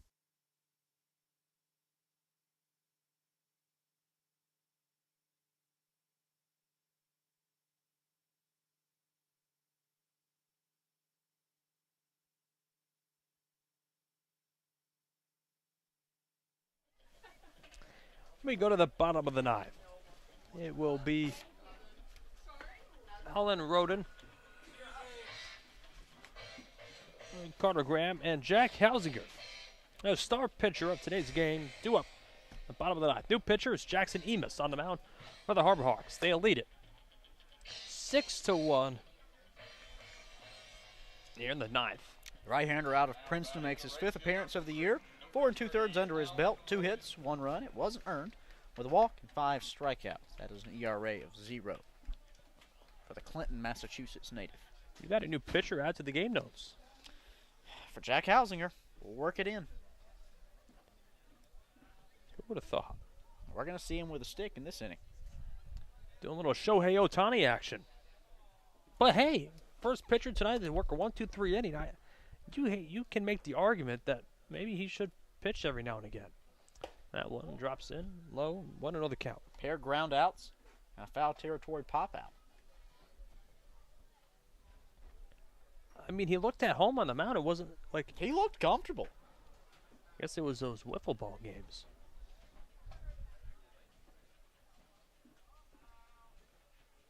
What's next? Are we going to see flying pigs?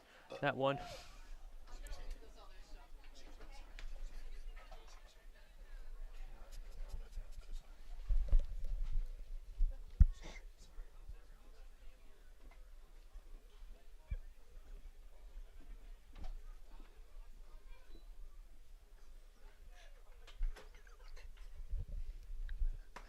Oh, in there for a strike. 2-1 the count. Nobody on, nobody out. It's the bottom of the ninth. Gateman down by 5. What a night. What a wild night. I was saying the same thing. Gosh. Time called. Now the catcher's calling time at the bottom of the ninth. 2 balls, 1 strike on Alan Roden. Oh, man.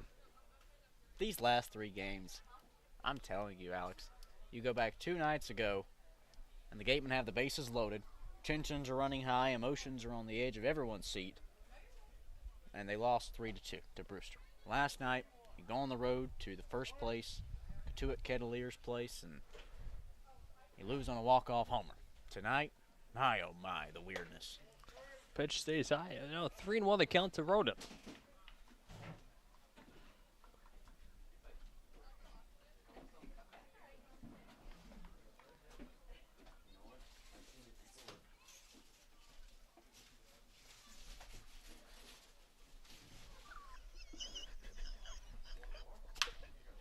Grounded over to Nishida, who will do it.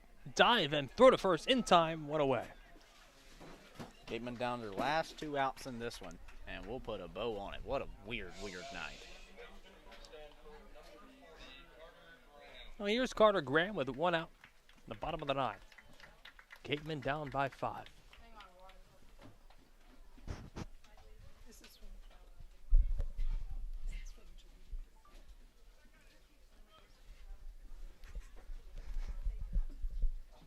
We just got an offer to chase some chickens. Have you ever tried to chase a chicken?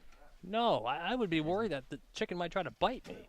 They don't bite, they peck. Yeah, but it's the same thing. It is not the same thing. Yes. No. Yes.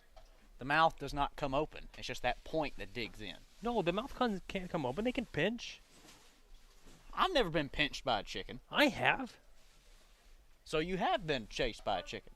Well, I've never chased a chicken. A chicken has chased me. And you backed down from it? Yes. Alex. When was this? I don't remember. That was a long time ago. 2 months, 3 months, how long? Oh, like 5 or 6 years ago. So you were a teenager and you ran from a chicken? Sure. Alex. We got to work on this, man. PETA. Can't so do anything. Did the chicken get you?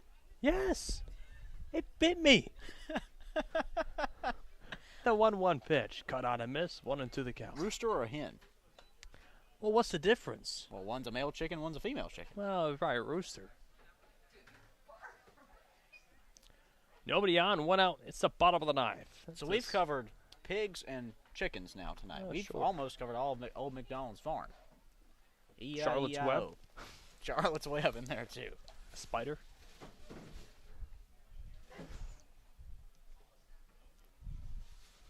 One-two pitch, cut out and miss.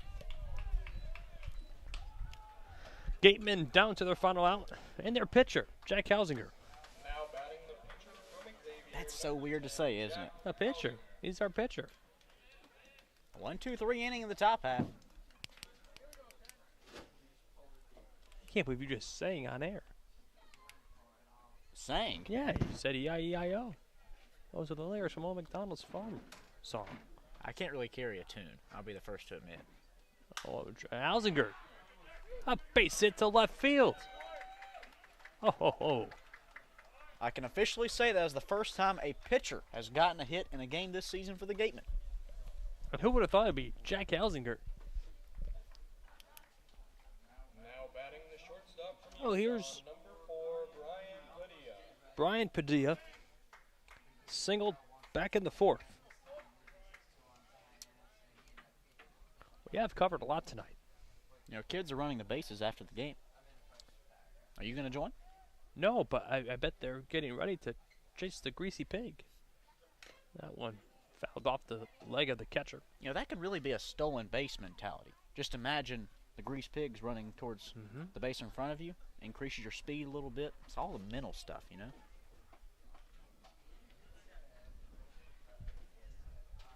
It's the bottom of the ninth. The Gatemen down by 5, 2 outs. Brian Padilla at the plate. The pitch, low, 1-1 the count.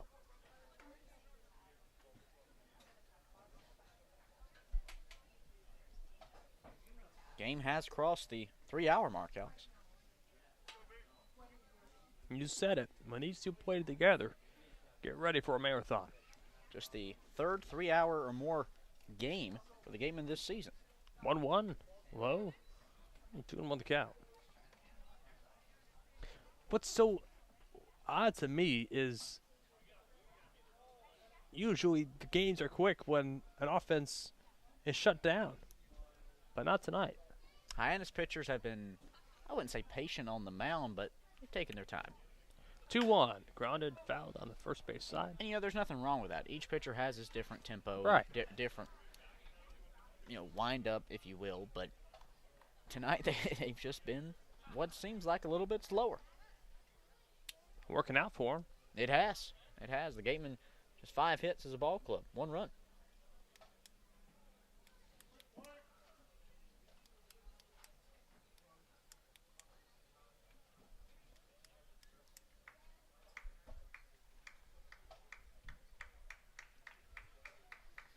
Two pitch in there for called strike 3 to end the game. Now, final score: Hyannis 6, the Gatemen 1.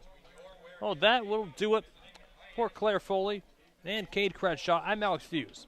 Again, final score tonight: Hyannis 6, Gatemen 1. Have a great night, and we will see you tomorrow.